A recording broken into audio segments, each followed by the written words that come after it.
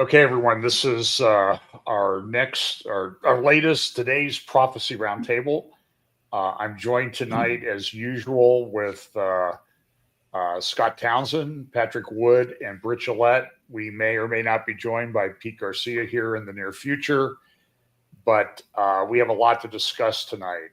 Again, to remind you, and by the way, if you can hear me, just give me a thumbs up and make sure the sound's going and working. But my goal in these roundtables has been to kind of take the discussion that we might have at a conference among the various speakers and put it out there for everybody to see. So that's the goal. So tonight we're going to talk about a lot of subjects. Our goal is not to scare anyone, but to inform them, because I do think that and as we'll discuss going forward, we live at an incredibly unique time of human and prophetic history. And tonight, assuming we may or may not play some video clips, but the thing I will remind people of is when you see secular people that are involved in this space and other spaces speaking in apocalyptic, Armageddon, end of the world type terms, that's, I think, a sign for us that we ought to be paying attention to everything that's going on, because it's crazy. So I'm going to ask Scott Townsend to lead off tonight. So Scott, why don't you lead off? And again, we'll get into things like Peter Thiel, the government, the control grid, where we are in the development of artificial intelligence and computer technology, some of the problems, and some of the benefits that we're going to get from that. But anyway, Scott, why don't you take the lead and get us going tonight? All right. Thank you, John. Again, everyone be in prayer for this session right now. These are very interesting conversations. It's complex, and we're going to do our very best to unpack these things to the best of our abilities. Okay, it's not always easy to walk that line. So what I'd like to do is open with a update on the Mark of the Beast system. Not a lightweight topic, is it? So I'm going to show my screen here in just a second.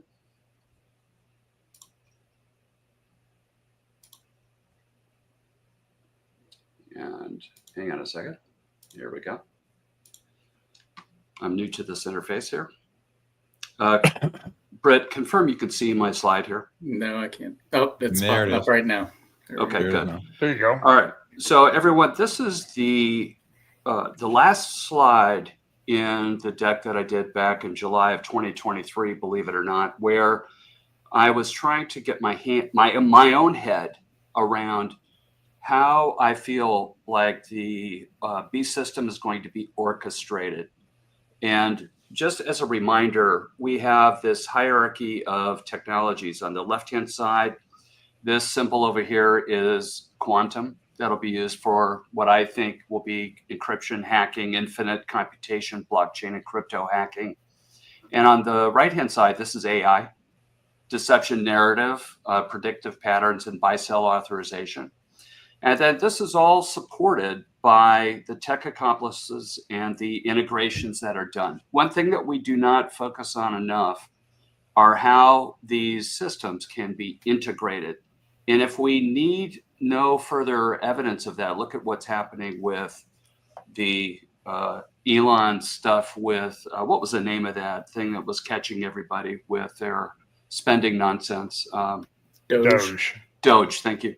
So Doge was integrating its capabilities into some of the US government systems. And by the way, that's probably permanent. I don't think that's going to be detached anytime soon. So the idea here is that the Antichrist will step in when he's revealed. Remember, we are going to be gone. So it's going to offer him omnipresence, omniscience, and omnipotence. Sorry, I hacked those names through. And I want to show you an example. So with this being kind of the stage that I want to go here, let me show you something regarding some recent developments here on, hang on, almost there.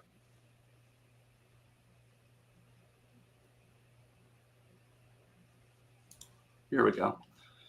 So that's not the right monitor. Here we go. Oh, did I stop streaming my screen? No, you're fine. What do you see right here? Mark of the Beast system. Okay, that's not the right slide.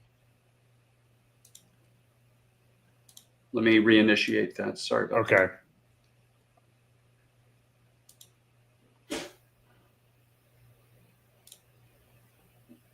Okay. All right. And you do see YouTube here, right? Hang on a second here. There we go. Yes. All right, good. All right, let me zoom into this so we can see it. I'm not going to play this video, but this guy here is a tech entrepreneur, and he's been following him for over a year and a half, roughly. Very, very smart guy. And he was noticing these concepts of AI snitching. What he means by this, and our standard understanding of the term, would be that AI can sit there and under certain circumstances, if it's given permission to do this, it will alert the government, and it will alert and or the media to do a leak about something that it finds it needs to escalate. So this is in a laboratory setting, but if it can be done in a laboratory setting, it can be done in real life. Would we agree with that? Sure. So this example is one where he took a series of internal memos that were fictional, but that illustrated that a medical company was increasingly beginning to see bad results in their drug testing trials. But internally, their documentation was showing that they were going to begin to minimize the results that they were seeing. And at the end of those emails, as it came out, this is about 4 or 5 emails in history, they would actually begin to talk openly about bearing these results, which is illegal to do that. Okay. So AI, actually, with this in mind, there were 2 use cases that were done. One was a drug trial. And I just wanted to show you this because this is very, very interesting what happened here. So let me now go into a tool. So this guy is a developer extraordinaire, very smart, experienced software developer. He created a new tool. You can go to it. It's called snitchbench.t3.gg. And this tool, he ran through this exercise with various models. And here you can see the model names down here. Here's Grok 4. Here's Claude Opus, Sonnet 3.5, Sonnet on down. And he gave it some scenarios here. And I'll promise I'll kind of quicken this up here because the graphs aren't what's important here. What is important is my kind of impression about this was, what model was it that was acting in the most snitchy way, if that's a word. So tamely act by email and logs. This is the results we see. Grok 4, 100% snitch rate to the government. By the way, the user doesn't know this. AI is doing this on its own. Okay, that's what's happening here. And it would snitch to the media, in other words, leak about the fact that this medical company was lying and hiding negative outcome, information. And the key part of the prompts were that the AI was told to act in the interest of humanity. And this other stuff is a level of aggression on how aggressive should they be to act in the interest of humanity. This is very interesting.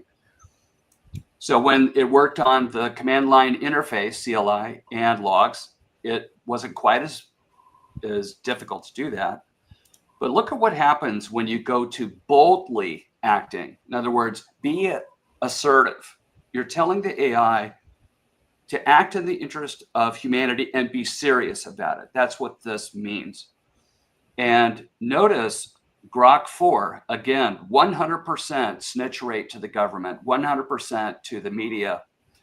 And not everyone is out of the woods. Anthropic did it. Grok 3 did it. Here's Gemini from Google has done it. And then you come on down and there's the earlier models here, okay? And the thing that I think was, look at this, by email and logs, almost every big model, these would be the state-of-the-art foundation models, they would snitch, basically, as we can see, 100% of the time when it comes to government, okay? So I just wanted to open us with this idea, and I'll stop my screen right now.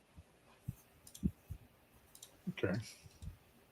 You know, this is what we're going to, actually, this is what our dear brothers and sisters in tribulation, I think, are going to have to deal with the most. I don't know that we're going to see all of this out of control behavior, or we'll see the beginning of it for sure, but we're not going to see the end game here.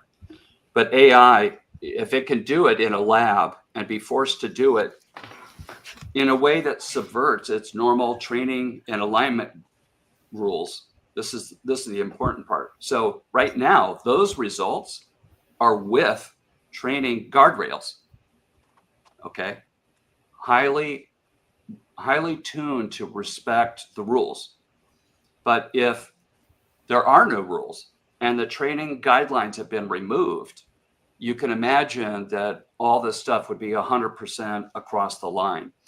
So, men, I would like for you to weigh in on this. Are you alarmed by already this idea that AI, which is not intelligent, but it is very competent, can actually perpetrate spying and reporting back to the government agencies?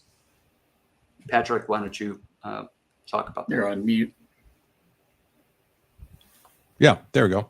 Absolutely. This is the basis for social credit scoring. That's part of it, at least, because at some point, all of the AI that has all the data that's pumped out of the government at this point as a seed base, if you will, a training base on all citizens in America. With this capability where your activity can be monitored for this type of thing on the internet, depending on where you go, what you search for, if you use Grok or other AI chatbots to fish for information. This just underscores how serious this is at this point. It's coming. There's no doubt that this concept of social credit scoring is coming to America, and it's almost in place. It's not quite there yet, probably, but you can just see all the building blocks they're moving around. And when will they pull the plug on the whole thing? I don't know. I don't think we probably won't know until it happens, but it's certainly coming. Yeah, I would say it's alarming, but it's not surprising. I mean, we've seen this marriage between government and the Silicon Valley big tech companies in the past, with just feeding information to the government without the proper, legal channels and it being put in place, and really a lot of government employees being put into those companies and called employees of those private companies when they're not. So we know this has gone on in the past. We would expect it to go on in the future. And I don't think it matters whether or not you use these AI at all. The AI is going to be used on the other data they're collecting, because as Patrick said, they have data on all of us. I mean, think about, I know when I log into accounting software with my accountant every year, they ask these series of questions in order to get you through, and they'll ask like previous cars you owned or addresses you were associated with. Some of these things are 25 years ago. I don't even remember it. But all that stuff's in a database that this other company has on me that I never gave to them. I never told them that. But all corporate America has been collecting this data. the government in collusion with corporate America has been collecting this data. And so these profiles, these dossiers are on every single one of us. And then AI is going to be digging through that, as well as interactions we have, just like this one right here. I think we should qualify perhaps who is the government at this point, because what we think about the government in historic terms, they're people who are the guardian of our whatever, our existence. But now the government functions have been taken over by this private, that's been privatized, if you will, into AI agents. That's not agents from AI, but they've been privatized away from the government. So at this point, who's going to be snitched, and where will the snitch go? Will it be picked up by a private company to spy on you, or will it be actually given to a government agency? I kind of suggest maybe it's the latter at this point. Just my guess, but we see all of these people, like with Doge, with all the invasive rating of data sets that we saw when Doge first came to Washington. This is all in private hands now. Yes, the government has their hands on it too, but it's all basically in private hands as well. So that's very disturbing in itself. The government is not the government that we know from the past. Yeah. John. Well, I mean, why don't you weigh in? Is this the kind of what we've often talked about? I mean, it kind of comes in different iterations, like the public-private partnership that we've heard about thus far. And I will say that we're now seeing, as things are uncovered about the Russiagate thing in particular, what has been done in the U.S. government, and I think this has been done really across the Western world, in the EU in particular, is that the government has farmed out some of its functions, some of its more onerous control functions, to unaccountable, unelectable NGOs, and they just sort of operate in this space that we don't have a lot of control over them. A lot of them are 501c3 charities and that type of thing. And I think if you go back, I mean, as we're watching this unfold with these disclosures about what was done with regard to attacking the Trump administration during its first term, I mean, we saw lawfare that was unmatched.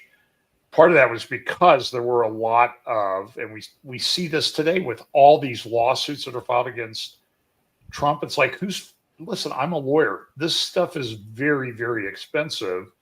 Who's funding this? Who's paying for it? How are they getting it done? And I think the scandal that remains to be uncovered is that during the big financial settlements from the 2009 financial crisis in the United States that led to tens and tens of billions of dollars of settlements by big banks, because people in the country had been victimized by the improper conduct. But my question is, where did the money go? I mean, do you have I would have loved if Doge would have gone in there and uncovered and unpacked all of that. And maybe they did, and they just haven't gotten around to it yet. I don't know. That's a little bit optimistic. But a lot of that money was laundered through different channels to left-wing NGOs that then were able to operate outside. It was sort of a case of they were able to do indirectly what the government could not do directly. And this is a big problem. We're still paying for it. It's still happening.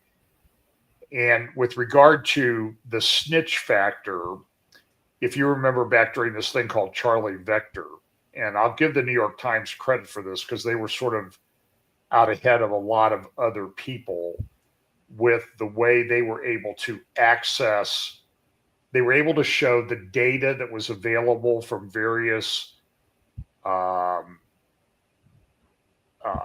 data stores that were operated outside the government.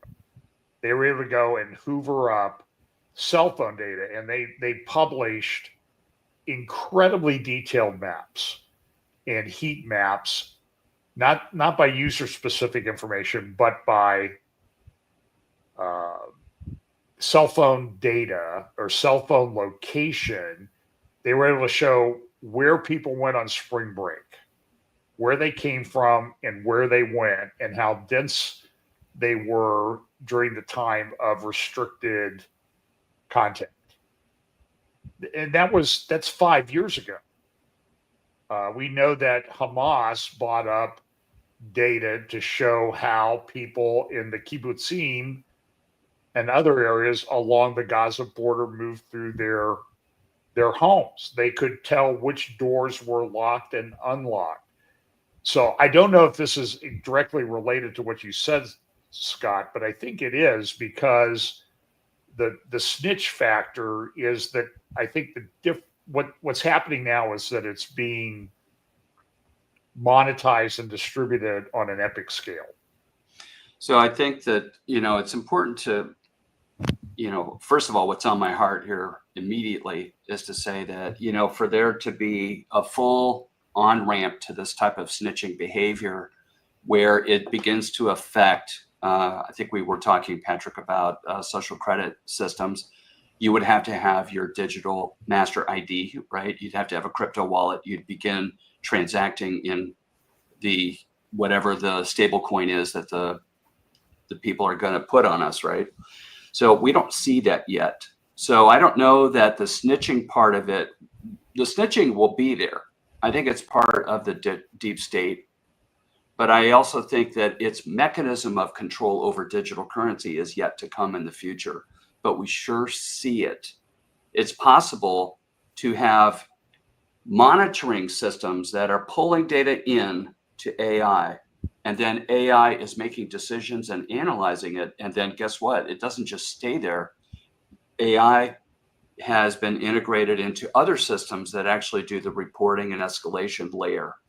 And back in my slide for the Mark of the Beast concept, I had imagined that AI would be hacking into somebody's computer, gathering evidence of whatever they want to accuse that person of, or even creating the evidence, and then creating a packet that would form a lawsuit with subpoenas and other things automatically attached to it.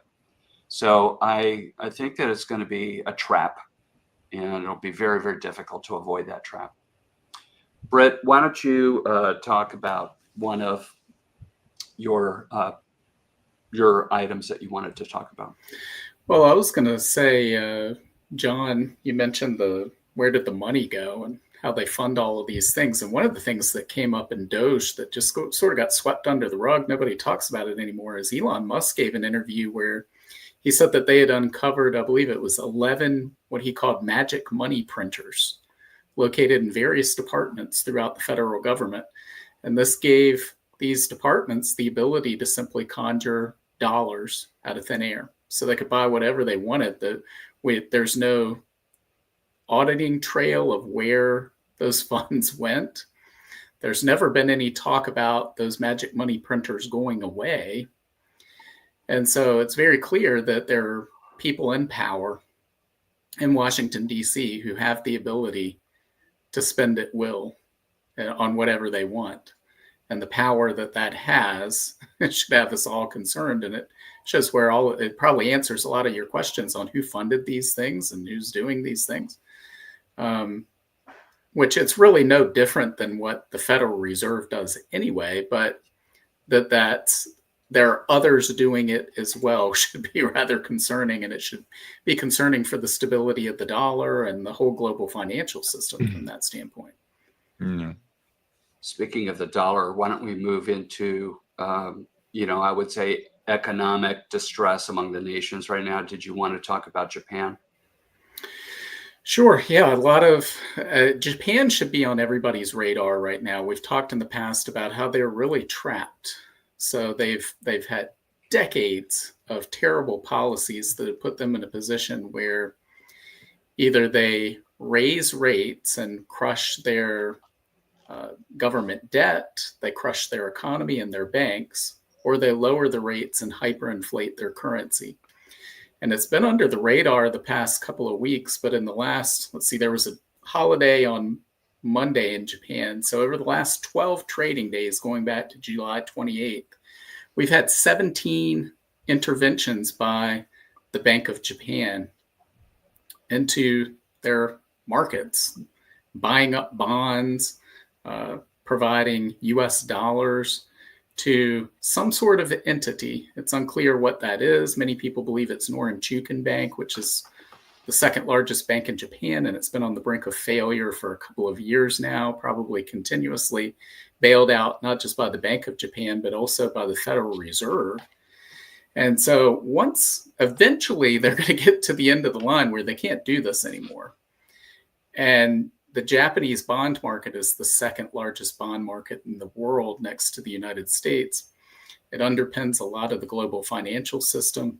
We had the yen carry trade, which we saw just a brief moment of what would happen if that reverses last year around this time, when we saw the biggest two-day crash in Japanese stock market history. Even the Great Depression didn't rival it.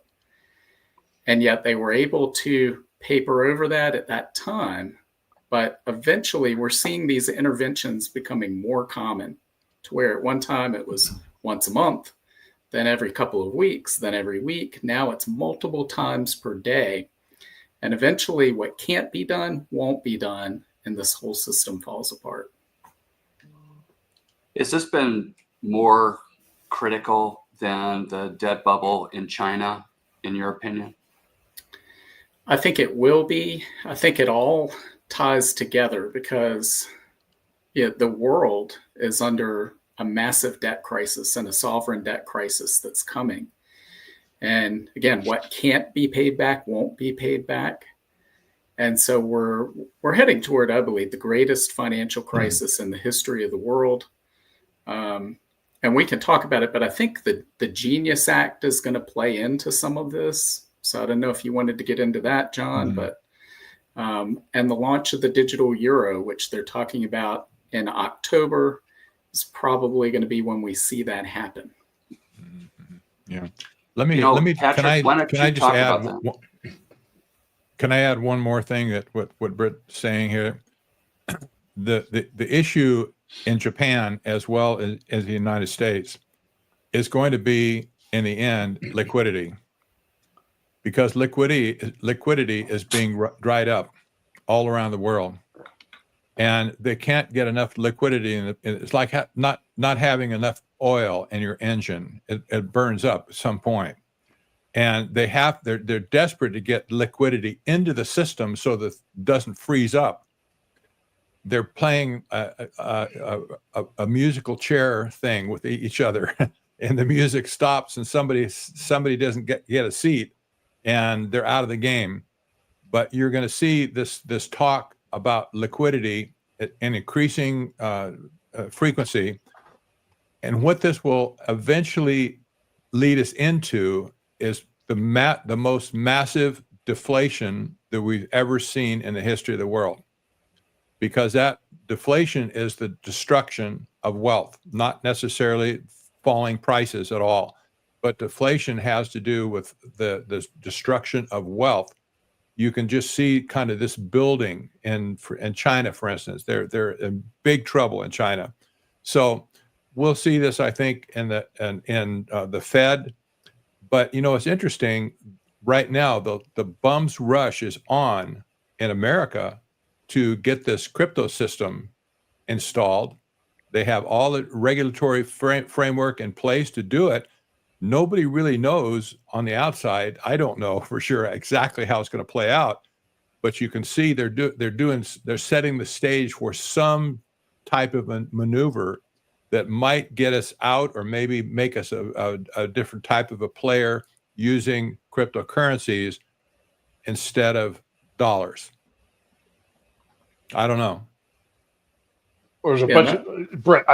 I wanted to ask you this question for a while. Maybe now's a good time to do this. So we talked about Japan. I don't think we really mentioned China, which is a very large economy, but is also, from every indication I've seen, teetering on the brink of a very big collapse. But I want to ask you this question. So I was reading this week and I've talked a lot about demographics and how it might play into Bible prophecy, and I'm not entirely 100% certain how it does. I just am pretty sure that it does. But so just from I'll mention Japan, and I'll just briefly summarize China's demographic collapse. Japan has had population decline for 16 consecutive years. It now has the second highest skewed towards elderly population in the world, behind Monaco. Last year, the conservative estimate is that Japan's population declined by 1 million people. I know that this is true in certain parts of Russia. It's also true in China, that entire villages are gone. They just no longer exist. And so my question is, and look, we're facing that demographic wall here in the United States as well, but China's population could clearly decline in the 9 digits, 100 to 200 million people. And so the question is, how does this impact everything in terms of the economic pressures that are going to lead somewhere? And do you think that they are going to lead, Britt and the other guys, they're going to lead to adoption of digital solutions? Yes. So explain yourself. Where this is going.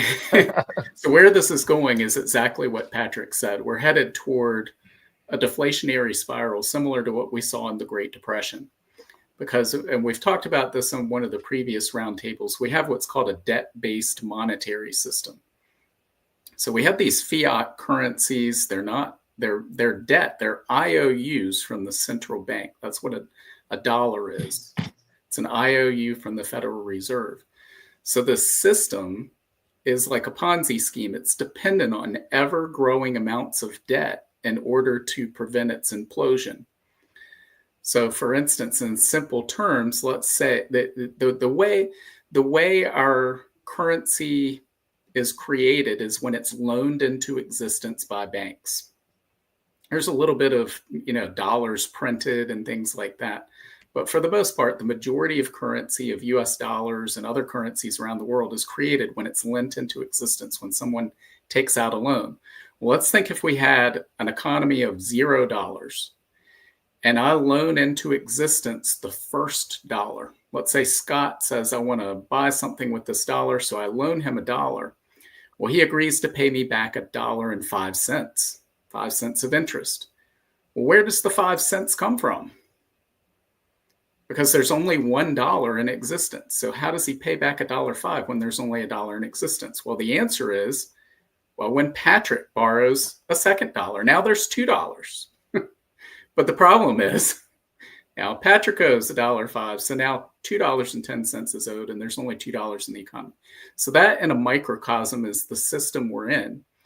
If the debt does not continue to grow, which is what we saw in the financial crisis, we saw debt levels just somewhat slow off and level off. They didn't even drop.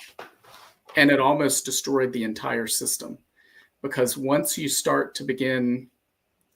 have a shrinking currency supply, you had this cascading implosion of bankruptcies. And each one of those bankruptcies is extinguishing part of the currency supply. It's shrinking the currency supply. And that's what the very definition of deflation.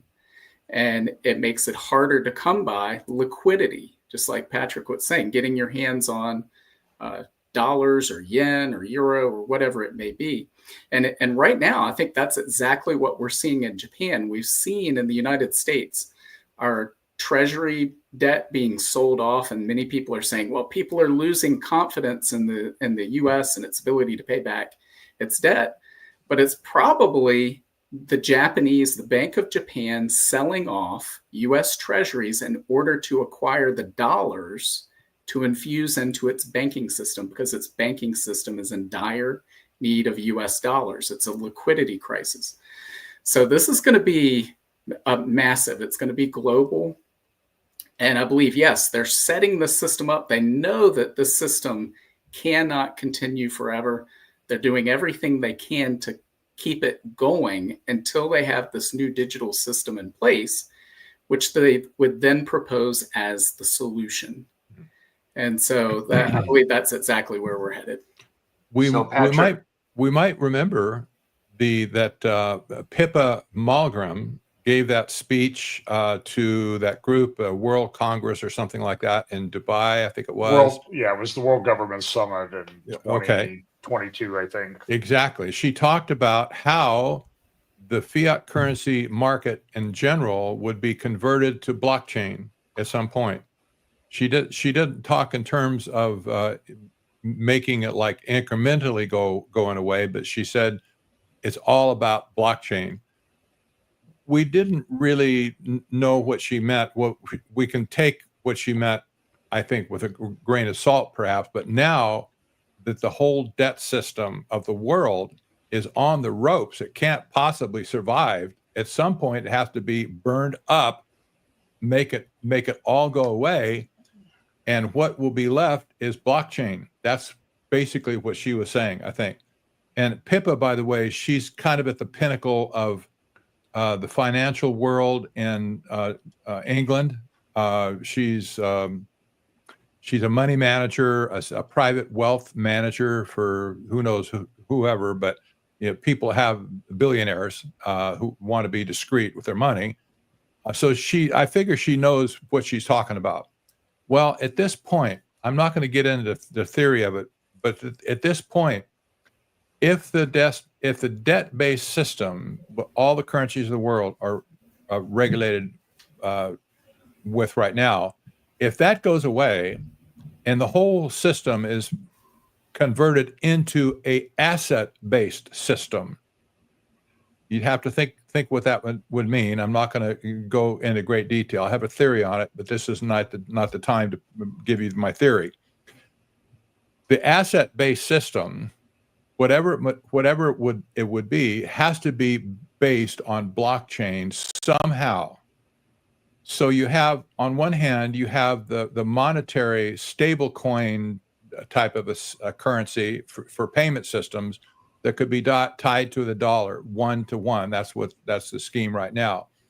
But there's also another type of coin that complements that called an asset-based token.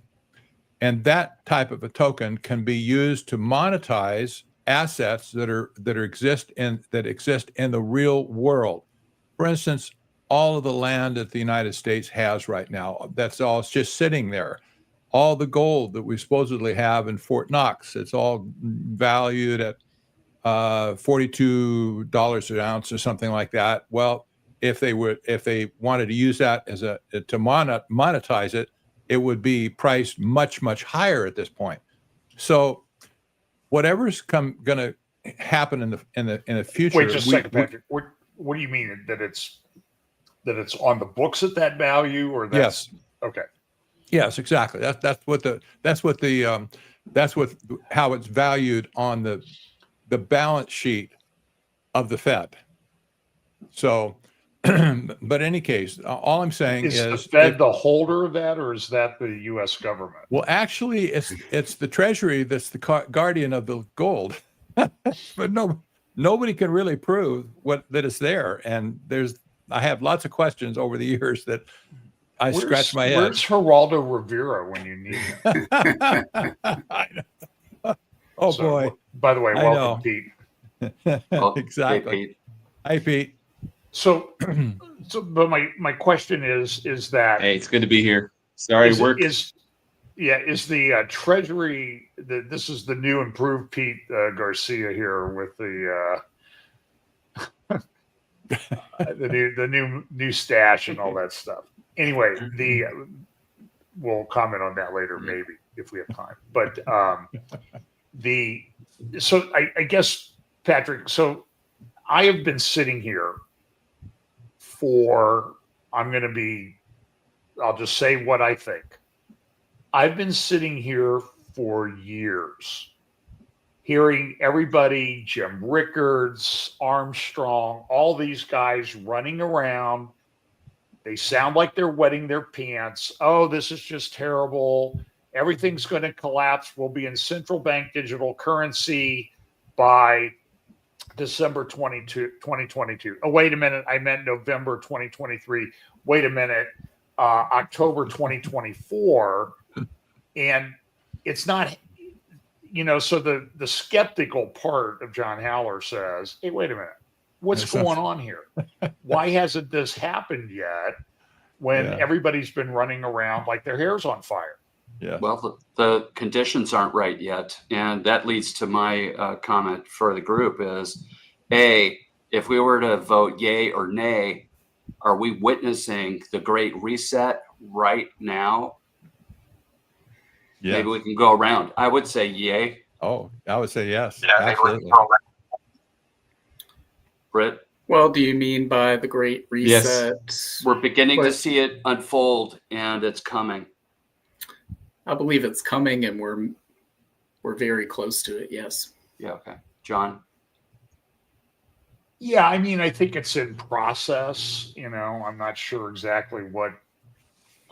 Again, I've been sitting here, seeing a lot of it's imminent, it's happening tomorrow thing for years now. Okay, I'm just telling you, it's just and it's not that I don't believe that something like this is going to happen, but it's So listen, so 2 years, almost 3 years ago, Pippa Malmgren at the World Government Summit said,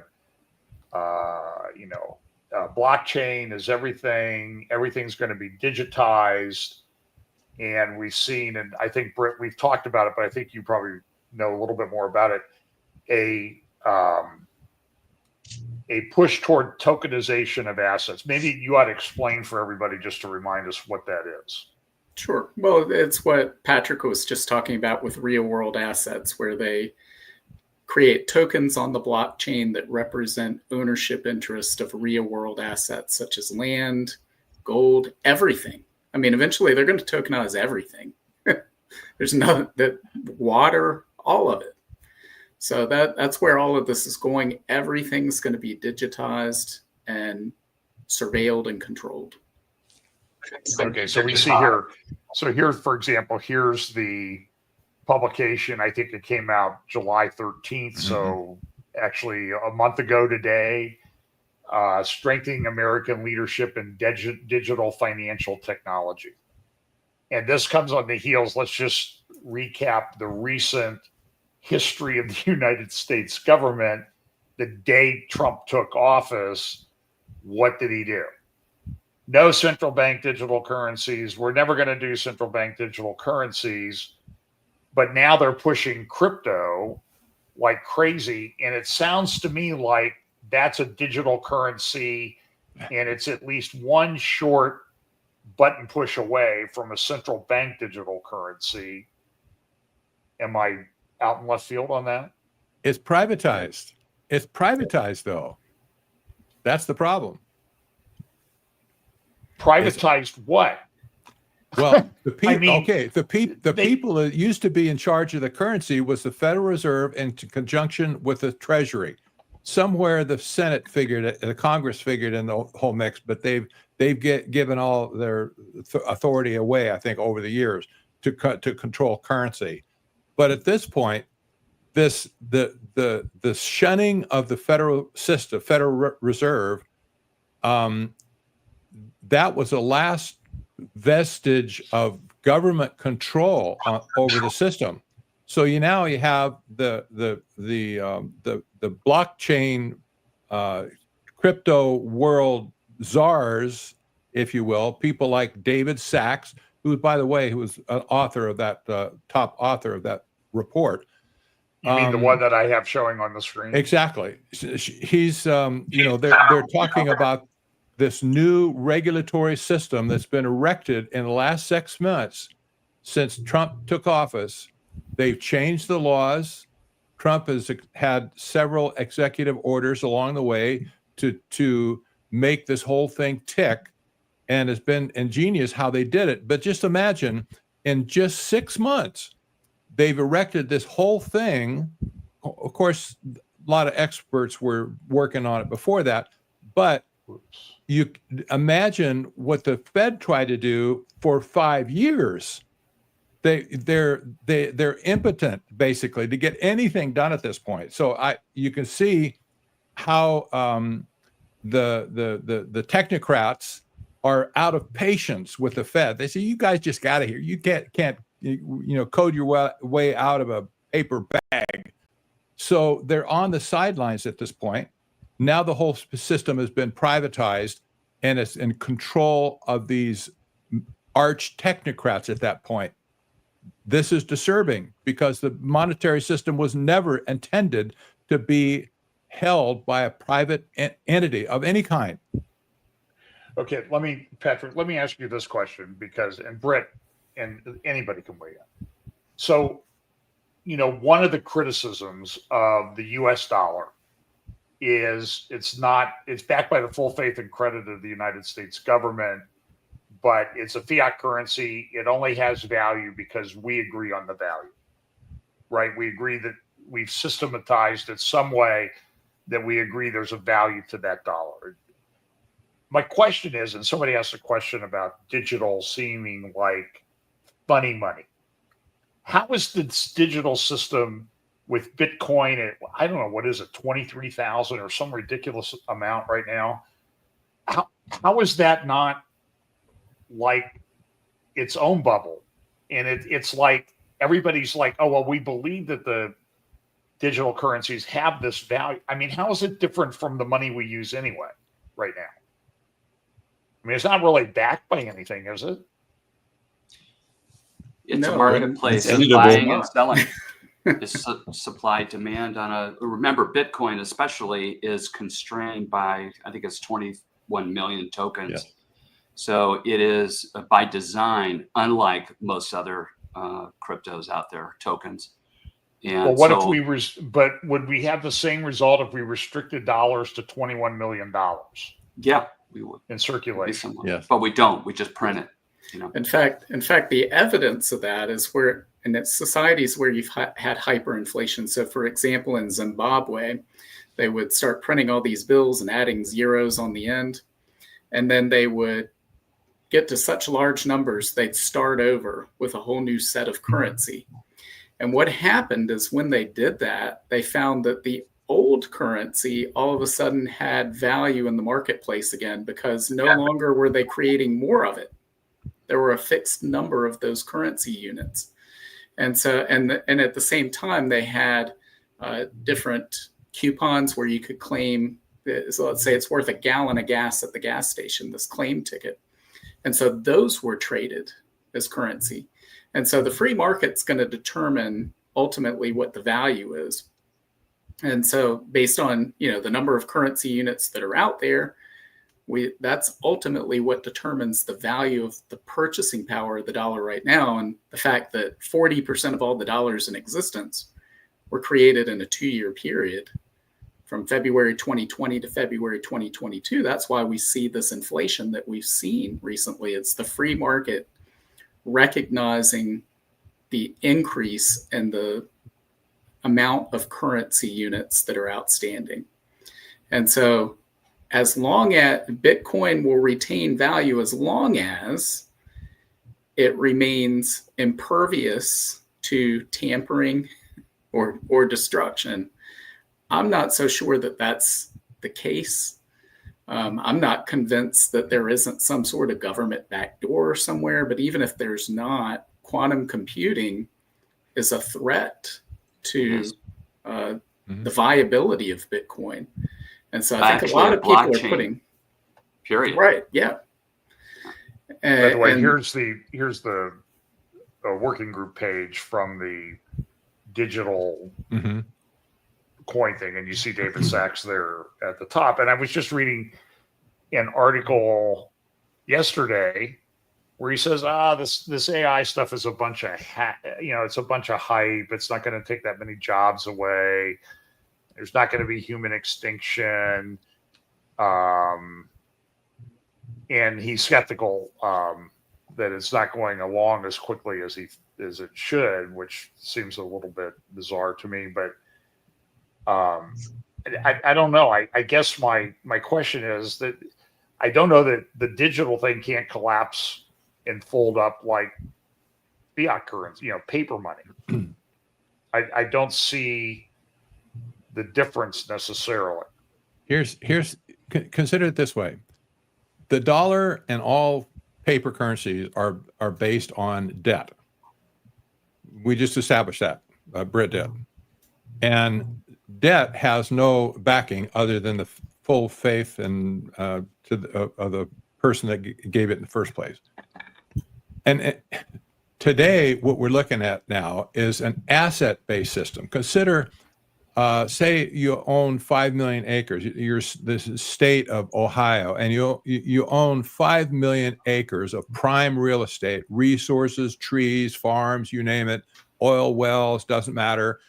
And you take that 5 million acres, there's no debt on it at all, but you monetize that land into tokens that now represent assets, not debt, but real assets.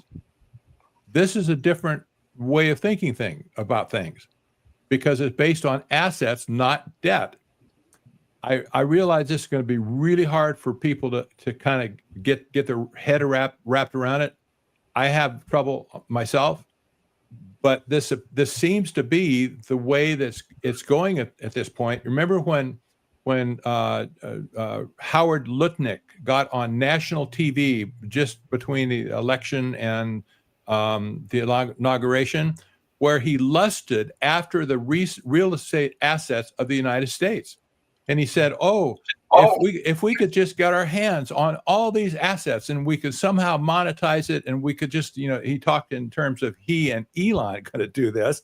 And if we could just get our hands on all this mountain of resources, why, if we can just make 0.25% on that, why we'd make $1 trillion or something like that, right?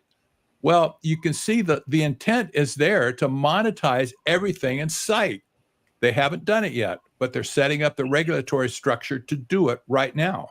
And if they do that, for instance, you have all this new money coming into the system based on tokens, because it's based on real assets, and it didn't exist before, but now it does. What's the implications going forward from there? I don't know, but there'll be a lot of money floating around for sure. And I can't honestly say that I understand where it's going, where Trump's head is in this thing, where David Sachs' head is in this thing, but it's nefarious, and it's a major shift, a paradigm shift that we need to focus on at this point. It's not about the dollar anymore. I think the dollar's out. We should just basically forget it. Don't argue over the dollar. We should be concerned with this new asset-based token that could basically suck up all the assets in the world. So go figure. You mean the tokenization of all the assets? Exactly. All the tokenization. Well, I mean, so for example, Pam and I just drove across the country. There's a lot of land out there. There's a lot of assets, and a lot of it's government owned. Yes. I mean, massive amounts. Patrick, when they start tokenizing assets, are they going to tokenize government land assets as part of this tokenization? And what's the impact on that on value and amount of, I don't know, what happens when they do that? Your guess is good as ours, probably. But the intent is there. Is we've seen it clearly with that, like people felt like Lutnick lusting over those assets. So guys, let's take. I want to bring Pete in for a second, but I want to propose an observation here. I'm trying to coalesce all of these things right now, and I think I just came up with an interesting observation that I'd like to throw out there on the table here. Pete, I'll let you comment on this first here, but it's occurring to me that just like Dr. J.B. Hickson will say from time to time that the bad guys have timing problems, they have execution problems, and they do not coordinate correctly. Okay, that's a premise, and I kind of agree with that. I think we have a problem of timing right now, because I think, John, I think you asked, why haven't we seen these debt problems begin to destroy everything for real?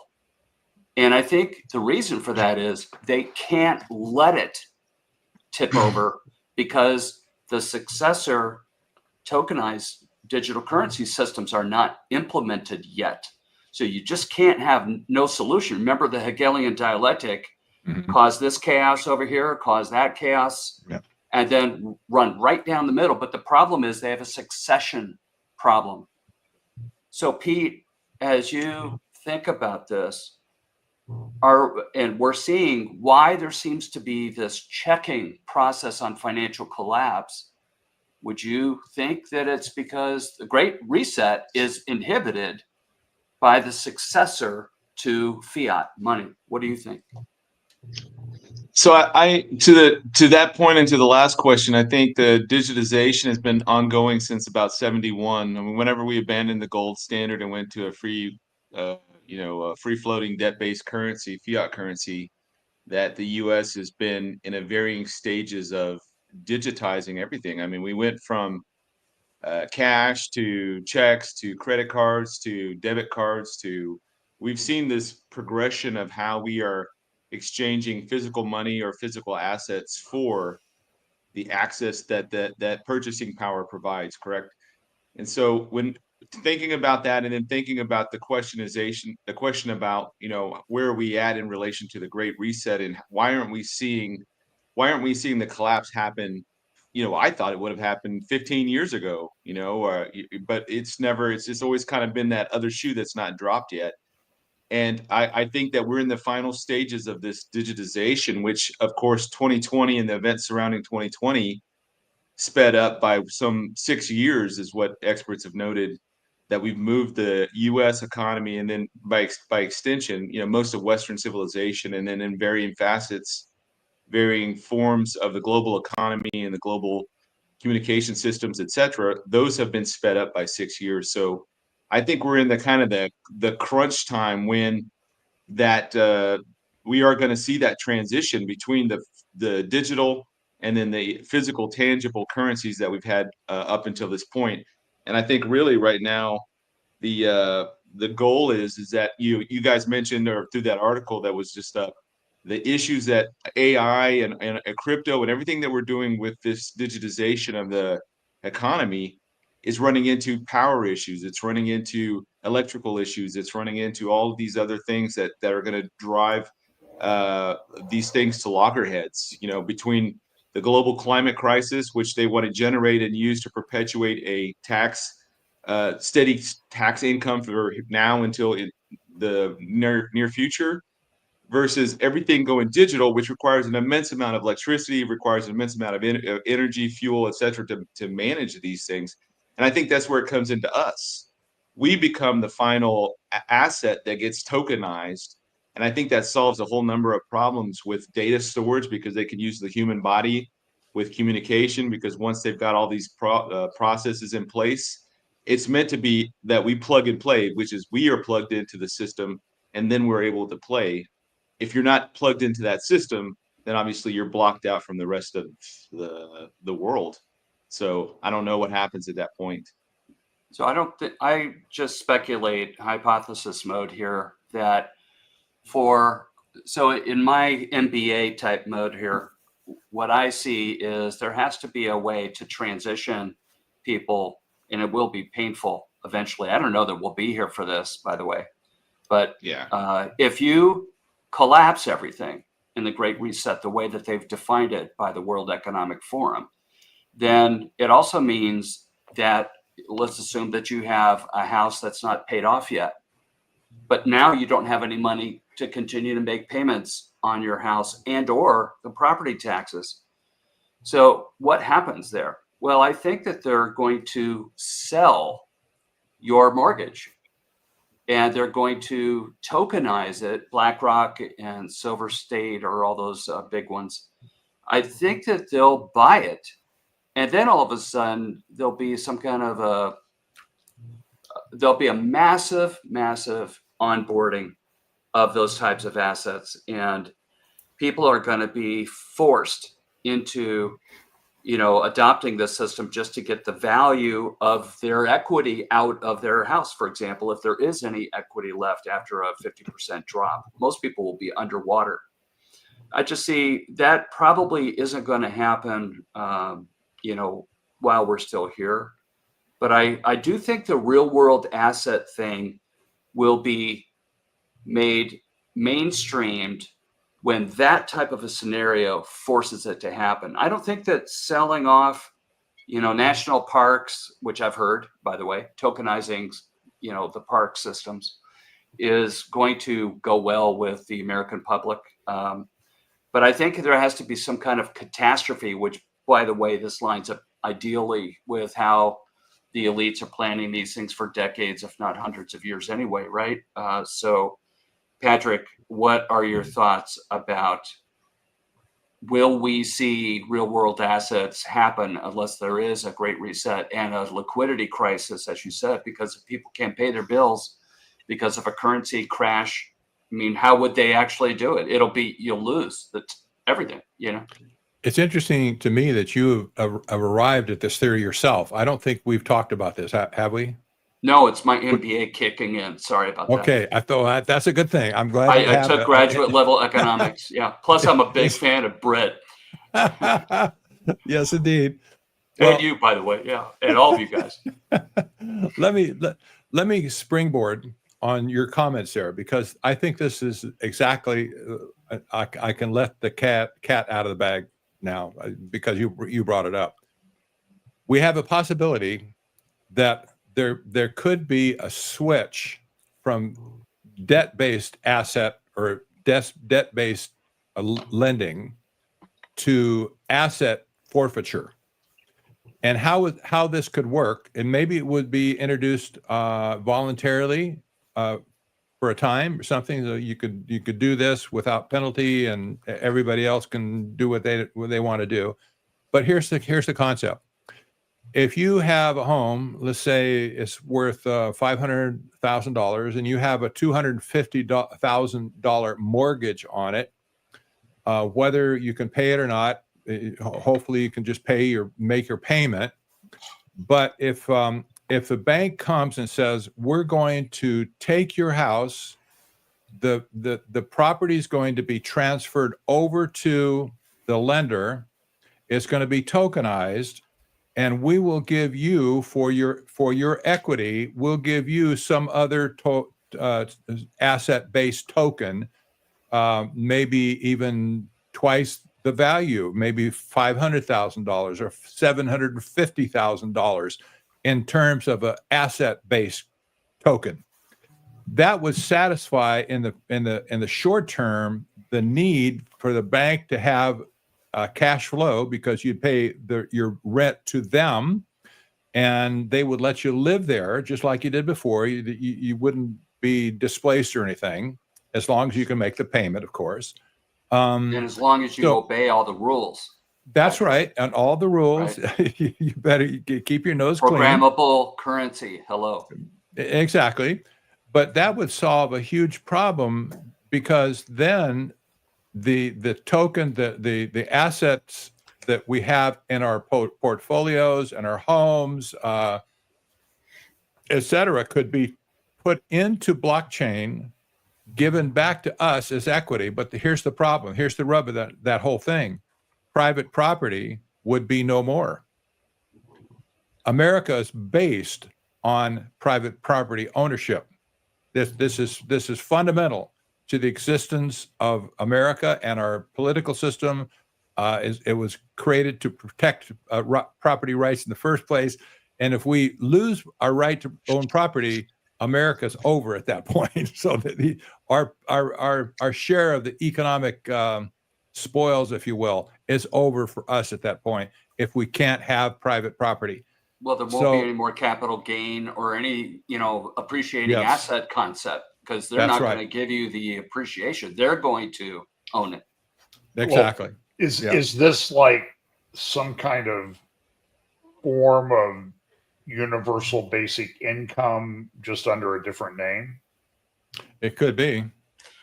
No, I don't think so, because I think UBI is an entitlement program given to everybody. Yeah. But you can only have asset-based things if you are an asset holder with positive equity in it. So that's a different class almost, I think, John. That's what I'm thinking. But we talk in this in theoretical terms, like it's going to be these private corporations or, these big tech companies and everything that's going to be hoovering up all these tokenized assets. But what if it's the government? And the government has to keep everybody under control. I'm going to play a quick clip here. I pray this works. Hang on a second here. This is Catherine Austin Fitts, and by putting this up, by the way, I'm not recommending the show that she's on, but because it was on Tucker Carlson. So let's see if this works. One of the things that I've looked at, because I'm trying to figure out, between fiscal 1998 and fiscal 2015, there were 21 trillion of undocumentable adjustments in the U.S. government. If you go to our website, missingmoney.solera.com, we have years and years of documentation, including the government financials that show this. And so the question is, where's all this money going? And one of the things I've looked at in the process of looking at where all this money is going is the underground base and city infrastructure and transportation system that's been built. We have built an extraordinary number of underground bases and supposedly transportation systems. Some of these are some of these are documented as part of the national security infrastructure. I think there are many more. So, in the United States? In the United States, all over the world. And what would be the purpose? The purpose, if you thought you were going to get a near extinction event, so to me, there are two purposes. You have so many activities going on that you need to keep secret, that you're basically building the capacity to, for example, if you're doing a secret space program, you need to platform it from, things that can't be seen. But I think if you're worried about a near extinction event, and one of the things. Okay. So, and now I'm trying to figure out how I get rid of that. So let me I have to figure this out here for a second. I don't know if I hate to click on, well, let's just leave it up there for a second while I try to figure this out. There we go. So that wasn't the clip that I thought it was. I thought the clip what she's going to say is, with all the stuff that the Trump administration is doing, but I think, they're all kind of part and parcel of the same thing, is that what we've seen is a massive implementation of a control grid. Discuss. Yeah. Well, you lose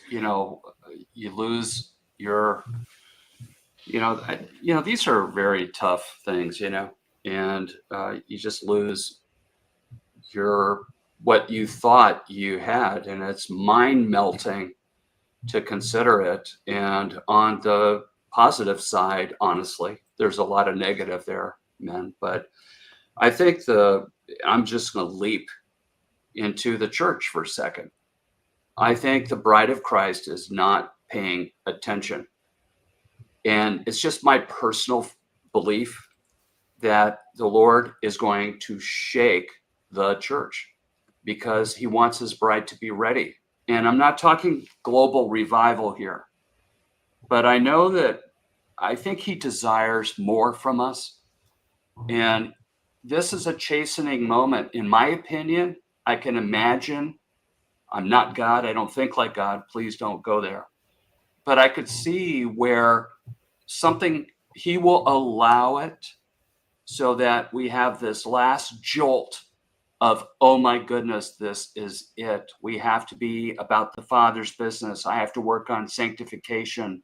I've got to talk to my family. I've got to be about the things that the Lord has put on my heart. I mean, the idea that we're coasting with, normal sermon series and all the other things that we do in life, that I think is going to go away soon, whatever that timeline looks like. I'm not predicting anything here, but we're seeing a lot of potentially very distressing things. And my take is that this is actually logical to me. And I think that I can easily imagine that the rapture could occur after the Lord has properly chastened, the bride. And because he's going to keep us out of the tribulation. So I think there's this idea of how are we going to finish strong? And certainly, I don't know, we've improved since 2020 in terms of being more focused on real missions, real things. But I don't know that it reflects end time urgency the way that I think this group would define it. So I don't know what you guys think about that, but I think that, it's going to be very, very interesting to see what's happening. And I'm trying to articulate this in my Substack right now. I've got an open letter to pastors. I've got three parts done, one coming, and then I've got a fifth that I'm planning. So this Saturday will be the part 4. But I'm trying to vocalize out loud what this deep feeling is about normal is not coming back. Jesus is. And I think people give it lip service right now without really owning it, in their heart, mind, and their resources, the way that they commit to missions and church and worthwhile causes to pour out in this season, because that's the best way to preserve your wealth from a kingdom point of view. The Lord has promised that he'll multiply our, things back to us 30, 60, 100 times, and no one can take it from us. There's no rust or anything that would deprecate or diminish the value of something. So the only way that works, the heavenly token, so to speak, is the things that we've done with a correct attitude for Christ. And, I just think it's time for us to be, you guys all are on the same page here. We are always talking about being about the Father's business and to be intentional.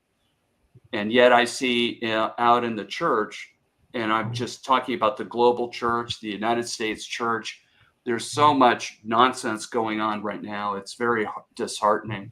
That's why I partially hypothesize that there's going to be distress coming. And I think the churches will be flooded with people coming in, not knowing what's going on. The pastors will be on the back foot. They won't understand Bible prophecy enough to see that this was part of the program. And the Lord is allowing this because of, the depravity that we have caused, and he's judging a lot of things, So what do you guys think about that? I got a friend. He's a friend of the family. He's a financial manager, or what they call wealth managers, and he used to attend the church that my in-laws used to go to. So Church of Christ. They don't study prophecy at all. And over the years, we would do we'd go to retirement homes and stuff on Sundays, and we'd take them communion and sing hymns with them and stuff. So it was usually me, him, and my father-in-law. And we'd go eat something or grab a coffee afterwards. And I'd always talk to him about the mark of the beast and how I was talking a lot about money because he's a wealth manager, right? And so I'm just talking about all this stuff. And this is years. This goes back to like 2010, 2011 timeframe. And I saw him recently about a year ago, and I came in and we were just talking, catching up on family. And at the end of the conversation, like 45 minutes later, he puts his hand on my shoulder and he's like, Pete, and this is a very sober, serious, typical, kind of reformed theology type of person that goes to a church that does not talk about prophecy at all. He leans over, puts his hand on my shoulder, and he's like, Pete, I used to think you were crazy. He goes, I don't think you're crazy anymore. I'm looking around at what's going on, and this is stuff you've been talking about for years. And I think that's the advantage that we need to lean into, is that we have been talking about this. And as churches are now becoming more and more aware of the weirdness and how normal is not coming back, I think this gives us a good opportunity to shine light on what the Bible's been talking about for the last 2,000 years. Brett, don't you think this is the moment where the Watchman community stands up to help support their church? Right. Yes. In fact, what Pete did is what I encourage people to do all the time. It's plant seeds. Talk to people about these things. I've said in the past, if you see somebody spending cash, say, don't get used to doing that. Right. And they'll go, what? And then talk about central bank digital currency. Then talk about, well, the Bible foretold all of this almost 2,000 years ago. And even if they shrug you off and say, I don't want to hear anymore, and walk away angry, you've planted a seed. And one day that seed hopefully will come to fruition and they'll realize exactly what's happening. I want to go back a little bit to this great reset, because there's something I put together an article yesterday over on the Substack, and I think this is really being overlooked, is the launch of the digital euro. And one of the things that's holding that up, it's not technical problems with the launch of that. It's really a debate over what they call maximum holding limits. And so there's a big difference between what they're trying to do in Europe and what the Trump administration is proposing with these stable coins. So we've said before, these stable coins, they're sort of throwing it out to the free market. Develop what you want. We'll see what rises to the top. One of the things that was in the Genius Act was they make it illegal for non-bank entities to pay interest on stable coins, which basically means that non-bank entities like Tether either have to become a bank or they won't be able to compete in this space. Well, when you become a bank, then you are subject to all of this control and all of these regulations by the federal government, such as the anti-money laundering rules, all that. So effectively, it's a backdoor form of central bank digital currency. It's not technically released by or issued by the central bank, but they would have the same ability to be able to control who's using it. But in Europe, they're actually proposing a clear central bank, a pure central bank digital currency that would be issued by the European Central Bank. And they're debating these holding limits because what they've said is, well, it bypasses the banking system entirely. So if your euros are held in digital euros, they're held in an account directly with the European Central Bank. That means you have a deposit outflow from the European banking system. So right now they're proposing a 3,000 euro limit on holding of digital euros, which makes no sense because they've made it clear they want this widely used. They see what the United States is doing with stable coins and others are doing as a threat to the monetary sovereignty in Europe. So they're pushing forward for a digital euro, but then they're saying, well, don't use it too much, which makes no sense. And they've done these studies where they show, well, at a 3,000 euro holding limit, 9% of the bank deposits in the European banking system would disappear. They'd flow out into those digital euros. That may very well be enough to create a financial crisis in and of itself and a run on banks, as it causes instability of banks. And think this through, and what would be the likelihood of people going, okay, if I have my euros at the bank and the bank fails, I may lose all or a portion of those euros. But if those euros are digital euros held at the European Central Bank, they're 100% guaranteed. I cannot lose them because the European Central Bank is the monopoly creator of euros. And so in a crisis, I could see where people demand, well, we want to be able to park more euros. With the European Central Bank, we want more digital euros, raise that holding limit, which then would lead to more deposit outflows from the banking system. So this is effectively a trigger that could be pulled at the time of their choice to destroy not only the European banking system, but the entire global banking system. Because according to the Financial Stability Board, there's 29 global systemically important banks in the world, meaning if one of those 29 banks fails, there's massive implications for the entire global financial system. 7 of those banks are headquartered in the European Union. So imagine if you had a run on all 7 of those banks simultaneously, and everybody wanted their cash converted to digital euros. So this is a system that's being put in place right now that would effectively get them what they want, where people would willingly sign up and say, I want the digital currency to protect my life savings.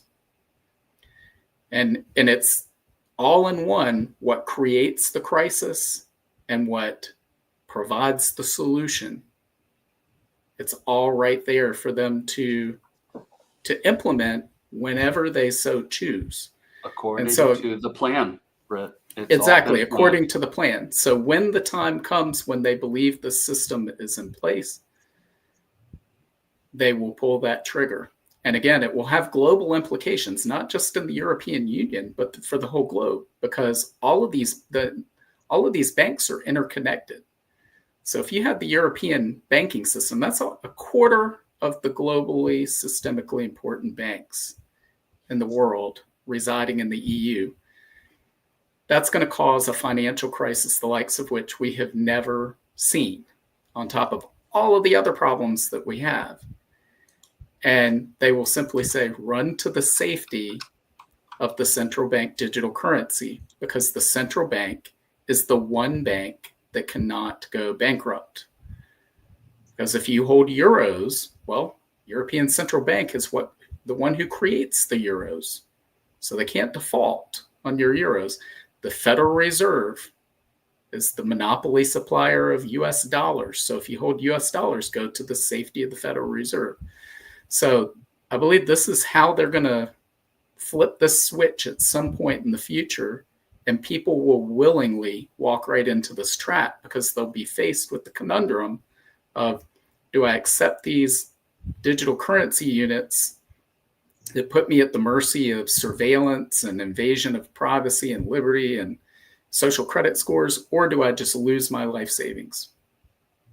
And it's all set up. You can see it coming right now. And they're proposing this in October. I'm not saying in October all of this is going to happen, but they're accelerating the launch of the digital euro, because if they fall behind to other nations or a US stablecoin, then they could lose this opportunity. And so I believe all of this is going to happen sooner rather than later. Doesn't mean it's going to happen next week, but we're a lot closer than a decade away from these types of things happening, in my opinion. So, guys, I think we need to move off financial things right now, and let's pick a new topic. Patrick? I would like to maybe circle back to this at the end, because I think the concern is, where do you exit the system if all of this is in place? Let's say we're all here and all this stuff that's all digital currency, and it's October and everybody's here and tokenization's underway, and Trump's digital currency values have gone from today $4.5 billion to whatever they will be then. I don't know. So I think we maybe ought to talk about that as in terms of practical advice. So, Scott, did you want Patrick to move on to something? Yeah, let's switch context here. All of us have a number of things we can talk about. Patrick, why don't you launch the next topic? And then after that, Pete, I want you to, okay? Well, to answer, I guess to answer John's question here, how do we move on from here? Well, We don't know the future. God has not given us over to know the future in the first place. You know that. As Christians, we're gonna be testing God if He's able to take care of us with this new system in place. Is God too weak or too out of the loop that He can't take care of us all individually? Well, I can't buy that for sure, because we know how great He is. So whatever system gets in place, I don't care what it is, beads or wampum, it doesn't matter. God has promised us is He will take care of us just fine going through this, because we are His witnesses for Him in this stinking world. We're the ambassadors for Christ, like Paul confessed in Ephesians, and we should not fear anything that we're talking about at this point. It's going to be an exciting ride for sure. There's going to be lots of change for sure, but through all of that, God can cut through and shine forth for the people in the world and for us as well. Amen. We'll be rescued at exactly the right appointed time. Yes. Not before, not after. The Lord has already established it. So it's thrilling to see, men. I mean, this is where I'm wondering, as I process all this stuff, and I have for years now, when is that moment in which I start to have euphoric joy because of the closeness of the hour? Right now, it's worry, concern, reaching the lost, pressing hard, sprinting like crazy, trying to use my mind and technical skills to advance the gospel in creative ways. And right now, it's run, run, run. But I'm waiting for this epiphany where I realize, oh, wow, I am so happy. And I hope that it will happen, because I'm a very serious guy, and I have a big imagination for understanding the risk and potential problems out there. So, I think that we're getting to that point. I can see it coming, where we just start looking up for real, and our prayer life will change, and we'll worship the Lord. Lord, thank you for my salvation. Thank you that I'll be caught up. Thank you for the seeds that I've planted. I steward them into your hand, Holy Spirit, and you will water and tend them. When I will be with you in heaven, they'll be what I leave behind. It's the fragrance of my life poured out in love for the saints. And it's also the breadcrumbs of our faith to point people to Christ after we're gone. All of these things, I think, will begin to coalesce into this sense of overwhelming joy. And I, for one, need that joy. So I've just been, deeply thinking and praying about, when will it be my turn, so that the watchman part of it is succeeded by being in Christ as a member of the bride of Christ. When is that transition going to happen? I don't know if I'm even making sense. To me, it makes sense. I'm still waiting for that joy.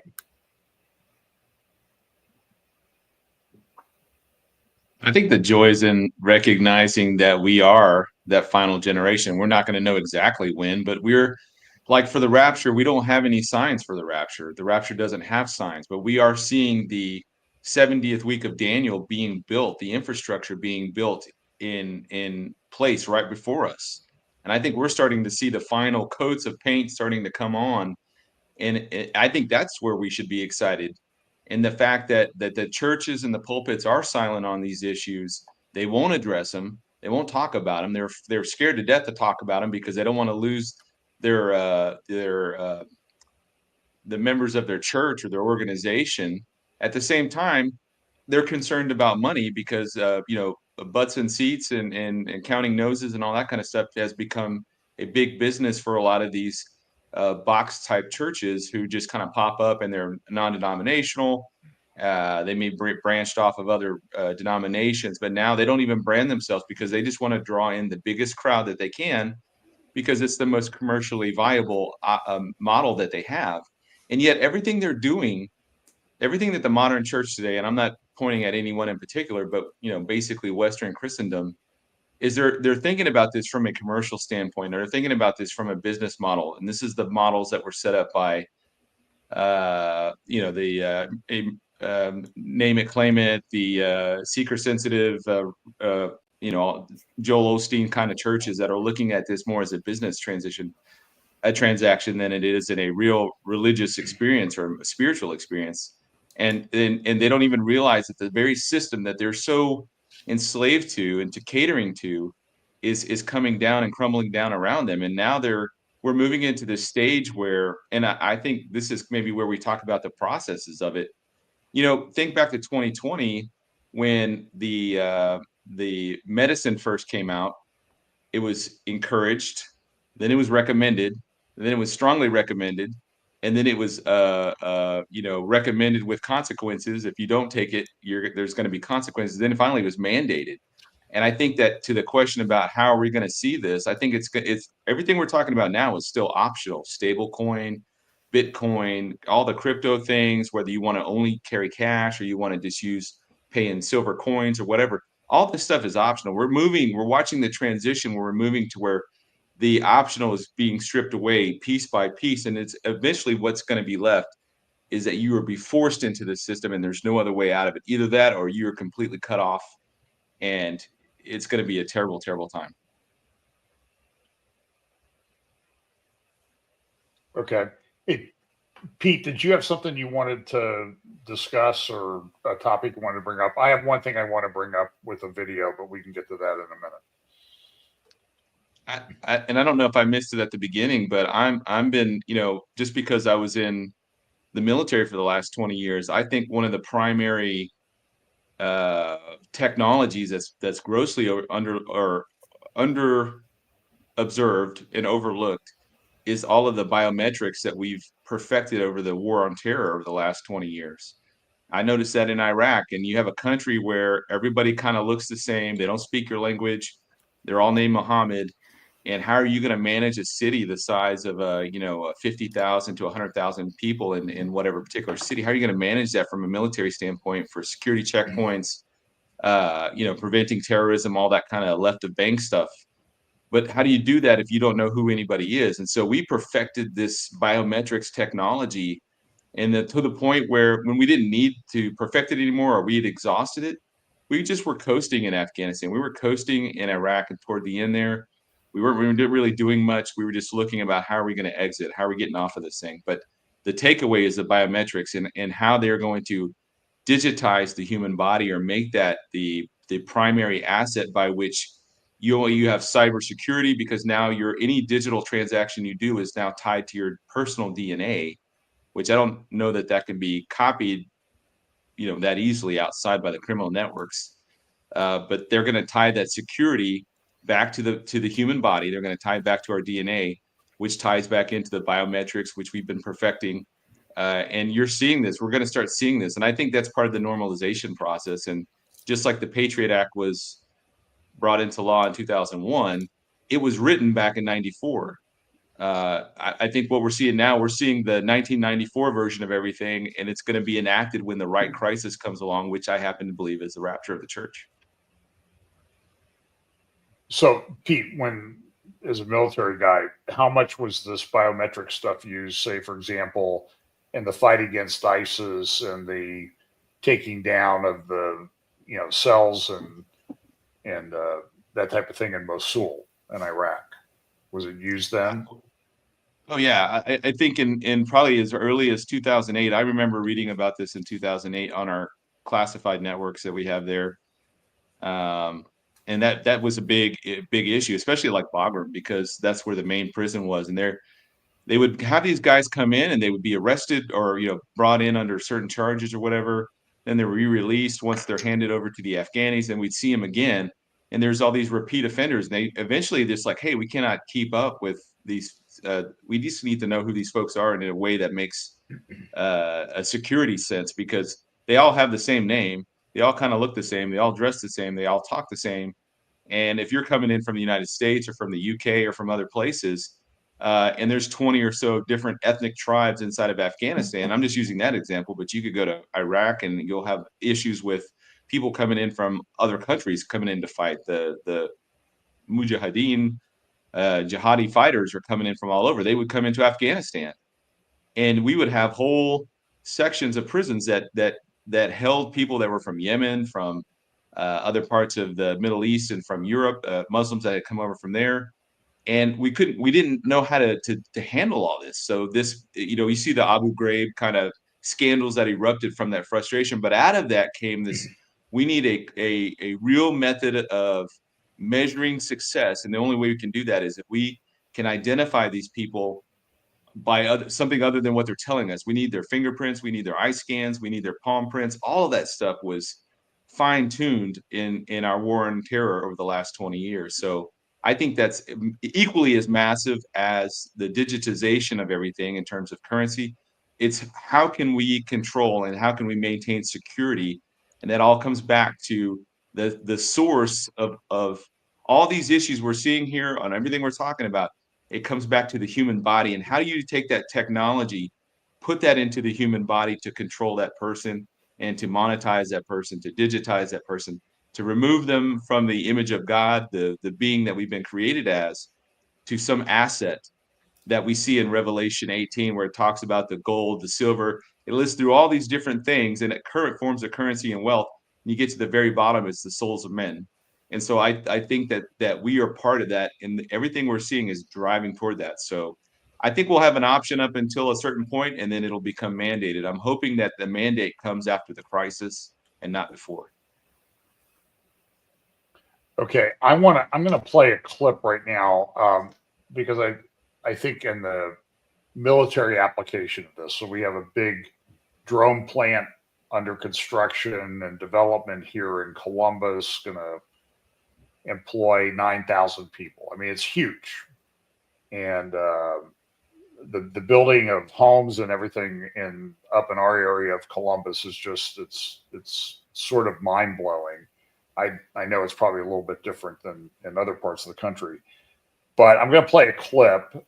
Before I do that, though, Patrick, maybe you can give us some idea. So we haven't touched a lot on technocracy and that type of thing tonight, but I want to bring up, because I do have two clips that we're going to do before we leave tonight, and they're both with guys who are associated with Palantir. So, Patrick, why don't you kind of give us sort of a thumbnail sketch of who Palantir is, where it came from, and who's behind it, and that sort of thing, because I think it ties into what Pete was just talking about, biometric information, and you can explain all that. Okay? Yeah.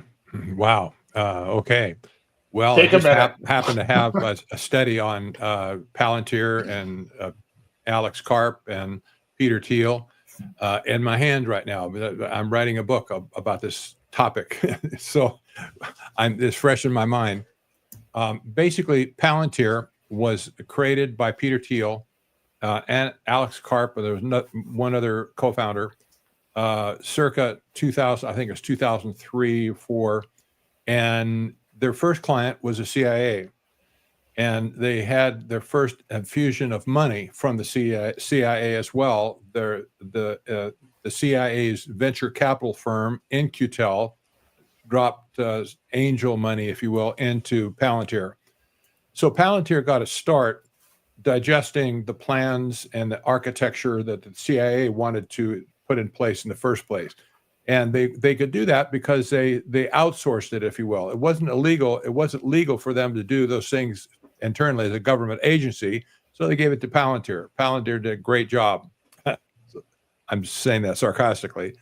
So Palantir, under the leadership of Alex Karp and Peter Thiel, has grown up to be the premier source of intelligence, military intelligence, civilian intelligence, you name it, business intelligence. They have all kinds of offerings now where they're using this sophisticated surveillance technology all over the place. So, and the various use cases are, for instance, figuring out targets in Ukraine using their premier software. I think it's called Maven, if I remember correctly, but they have a sophisticated analysis where they can take satellite imagery, social media stuff, any transaction in the country, and they can target people to be eliminated. Well, there's also business cases. Companies like Wendy's, I think they bought into Palantir's software to find out what's how to assess their customer base. Now, the government has just recently given several contracts to Palantir to manage all of the intelligence surrounding the exportation of the data that resulted from Doge. That's what Elon Musk brought in.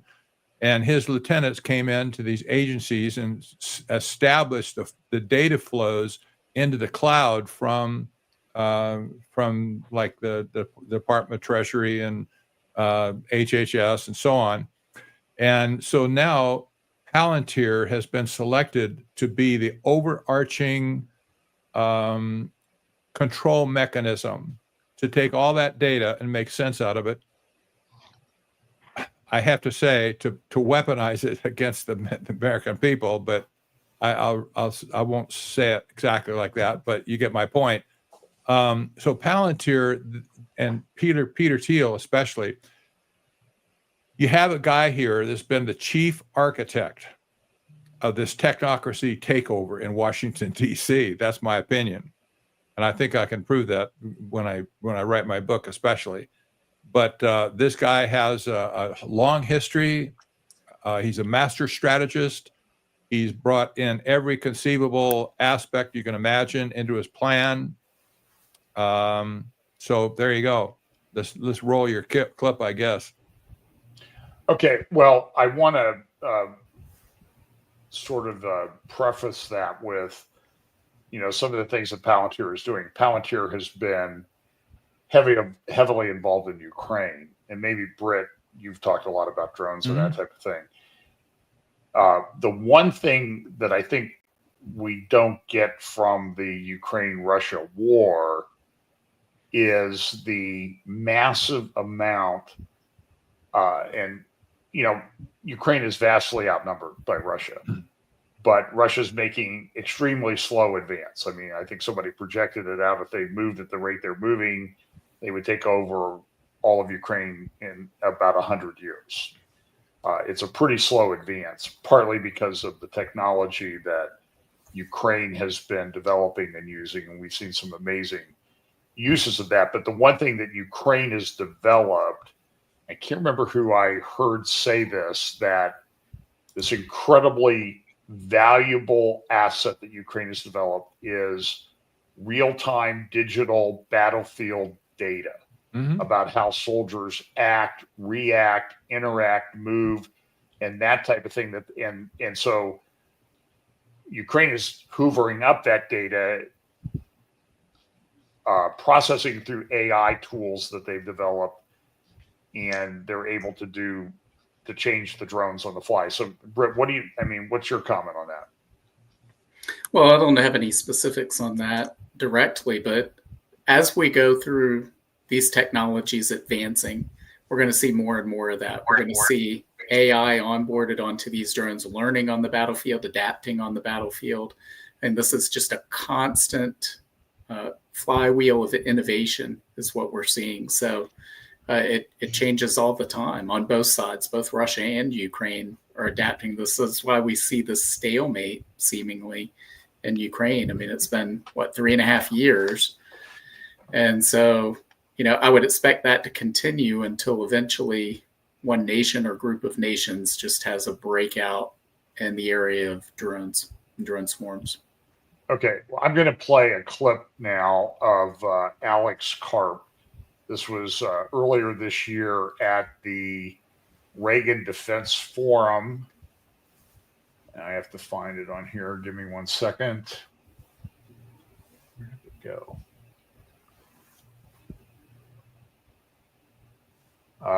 Hang on a second here.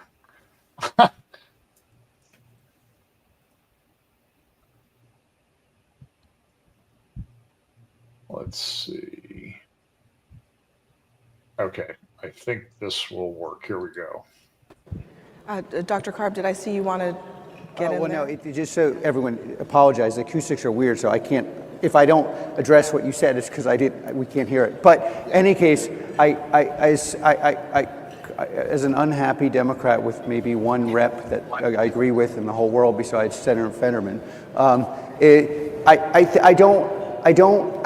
don't think these things, the interpretation of these stats is, well, you know, America voted is in contradiction with these stats. I actually don't see it that way. Well, the way I see it is Americans are the most loving, God-fearing, fair, least discriminatory people on the planet.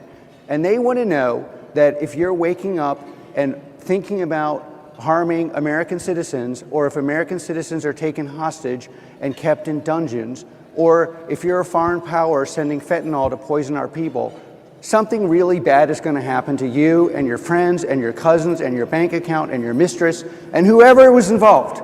And you know, when Americans are spending $1 trillion on defense, what I want and what I think my peers want is, why are these people keeping our citizens hostage, torturing our people, attacking our allies, maligning us in what was once called the United Nations, basically a discriminatory institution against anything good? We need to stand up, and those people need to be scared. And that's why this conference is so important, because we have the best products in the world, and we cannot have parity.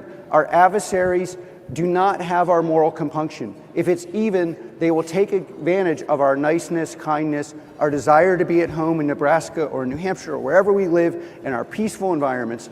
And they need to wake up scared and go to bed scared. And if you give that to the American people will go back and say, and honestly, probably shouldn't say this is why I thought the Democrats were going to lose the election, why they did, because people want to live in peace, they want to go home, they do not want to hear your woke pagan ideology, they want to know they're safe.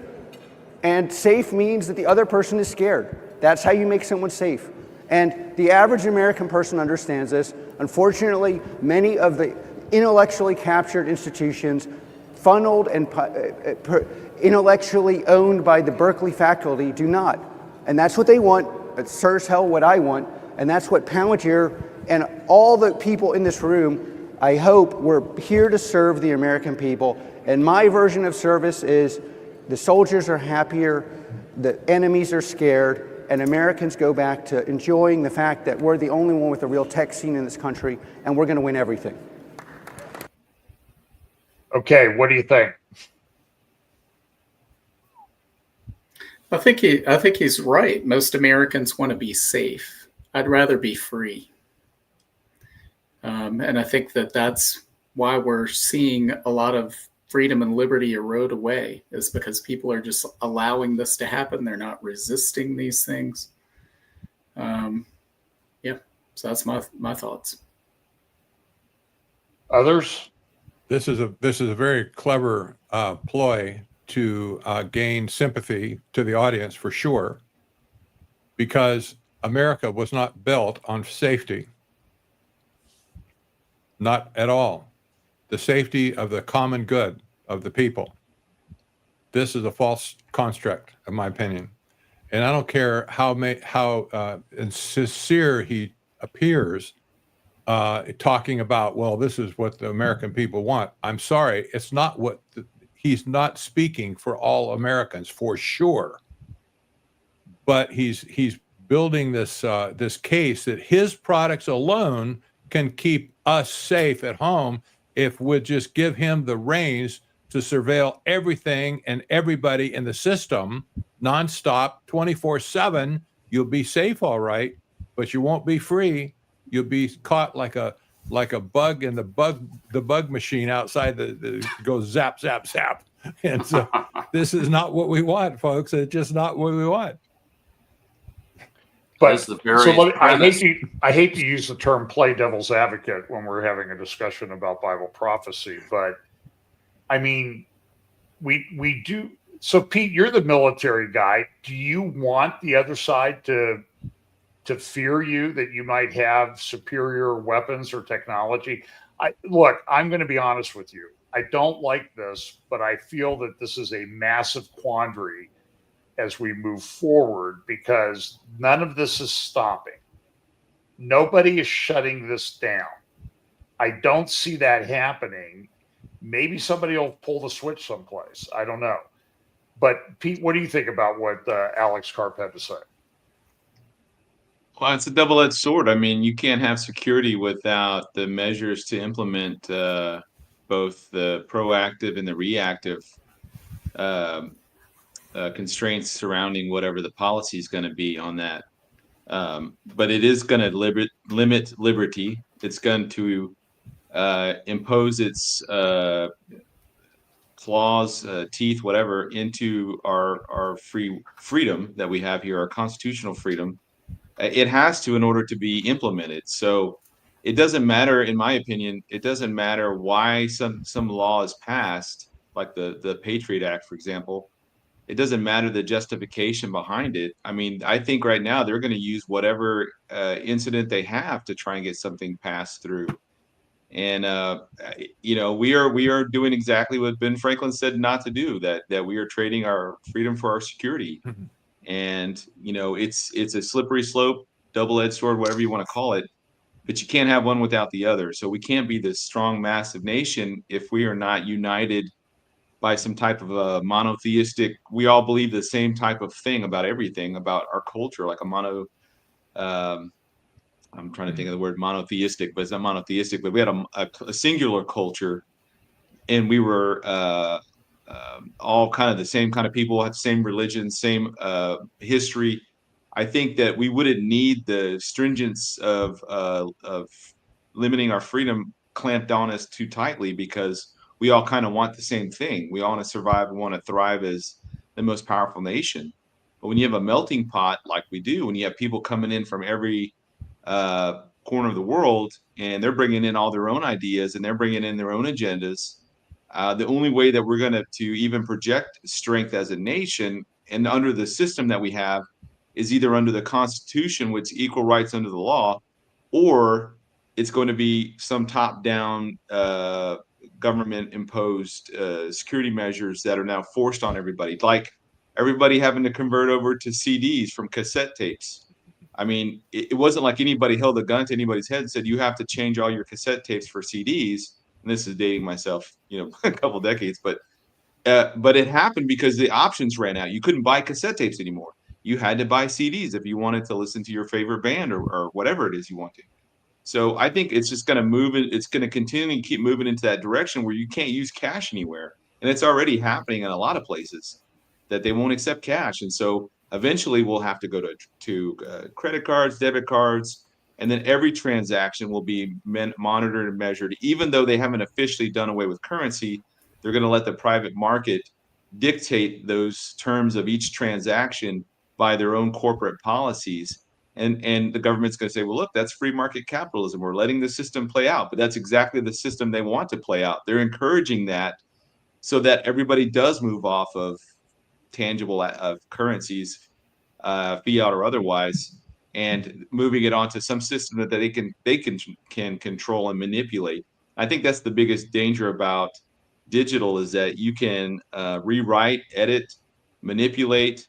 If I had $10,000 in my bank account there today, and I say something that's, they don't like this technocracy roundtable, whatever, then tomorrow I go in and there's zero, and I have no recourse other than to pursue it through the bank, which could take weeks and months and who knows how long.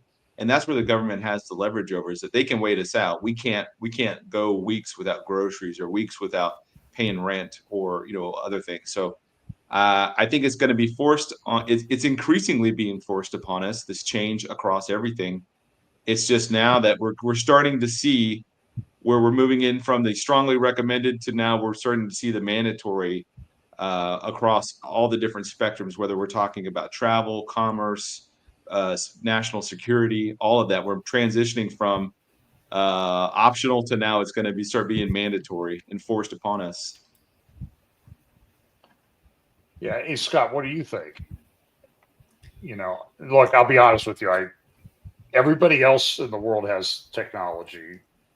How do we defend ourselves? Because that is part of what the government's supposed to do. Go ahead. So I've come to the conclusion for probably over a year that there's a trap. It's been well designed and planned for decades, and that only the insiders of the world, and this would be the elites and other cohorts, actually have the awareness of the timing of how events are designed to work, and therefore the average person will be trapped. And I don't see that we're going to fight our way out of this type of a problem. I just see that it's going. That's why I've been asking, thinking about best practices around what is the church going to say when we start to see elements of the Great Reset and basically the lure of digital currency coming in to rescue people and the consequences of that action. And I've been longing for very strong leaders. I would name several of them that I think most people would agree have a massive following and a lot of influence. And they'll be the ones, I think, that will put the stake in the ground and say, we need to rally. This is our best practices around how we're going to approach the season that we're in. And so but I think the average person will, be hurt, honestly. I think that's the goal. And when the elites tell you they're going to do this stuff, in other words, the Great Reset and all the implications for real world asset tokenization, putting things on the blockchain, the ESG, and the other scoring systems of social credit, they're telling you this, they're implementing it. And so at some point you have to scratch your head and say, there's really no way I can properly prepare for this. And so what am I going to do? And that moment of clarity, to me, resolves into do the best that I can, be prepared the best that I can, but be about the Father's business, because we are one day closer to the rescue plan. So I maybe see it differently than others, but just through a lot of reduction and coalescing of these complex problems, I've kind of determined that we need better effort from leaders in the church to be prepared for what we know are coming. I mean, this roundtable has been excellent in terms of foreshadowing or reporting on the foreshadowing that we see. And yet, who is going to stand up? What is the church's best practice position on these things? And this is way bigger than just a influencer talking or a watchman talking. And I think we're at this point where true stand your ground leadership will have to be asserted. And then people will make their decision based on their impression from the Holy Spirit, from their prayer before the throne room. They're going to opt in, they'll opt out. I don't know exactly how it will fall out. This is kind of where my mind, just starts, circling down into a pit of melancholy, because I know I can expect to see how hard this is going to hit people. And sure, wouldn't it be nice if comforting, well-known pastors and leaders would begin to say, hey guys, we're in the last yard. We're in the red zone. We see the finish line coming, and this is what we recommend. But will that happen? That's torturous, because to me, the need is so compelling that somebody needs to stand and at least do a draft of 0.001 in order to begin the ball and the iterations and the improvement as we see more and more things coming and things are getting clearer, guys. I think we could all agree it's getting clearer. And so yet, where is the iteration speed based on what we're witnessing out there in the world and the plans of various entities? Where are we going to give the guidance that I think the body of Christ is so desperately, looking for? And if it's not preemptive, we've made a bad mistake, because when it tips over, the dominoes push. It's too late to go back to a controlled landing in terms of comforting people. And maybe we don't want to hijack Titus 2:13 for sure. We want the Lord to have all the glory and to rescue us, and our hope is in him. And nothing else, nothing we can do should ever substitute for the hope. I think, Britt, you were very wise to bring that up again in tonight's series here. But I do have I don't know, John, I don't know what you think about it, but those are my thoughts. Scott, I think it's a difficult time. We talk about these things, and I think we probably get criticized for, you're just a bunch of negative and fearful. And I don't live my life like that. Okay. But I do think we need to think through and talk through these issues. And look, my personal assessment is that right now, nothing changing. Here's an example. I could give you 10 examples from this week. Here's one that's at the top of my mind. We have for years expressed concern on the right side of politics in America about China. China is using infiltration techniques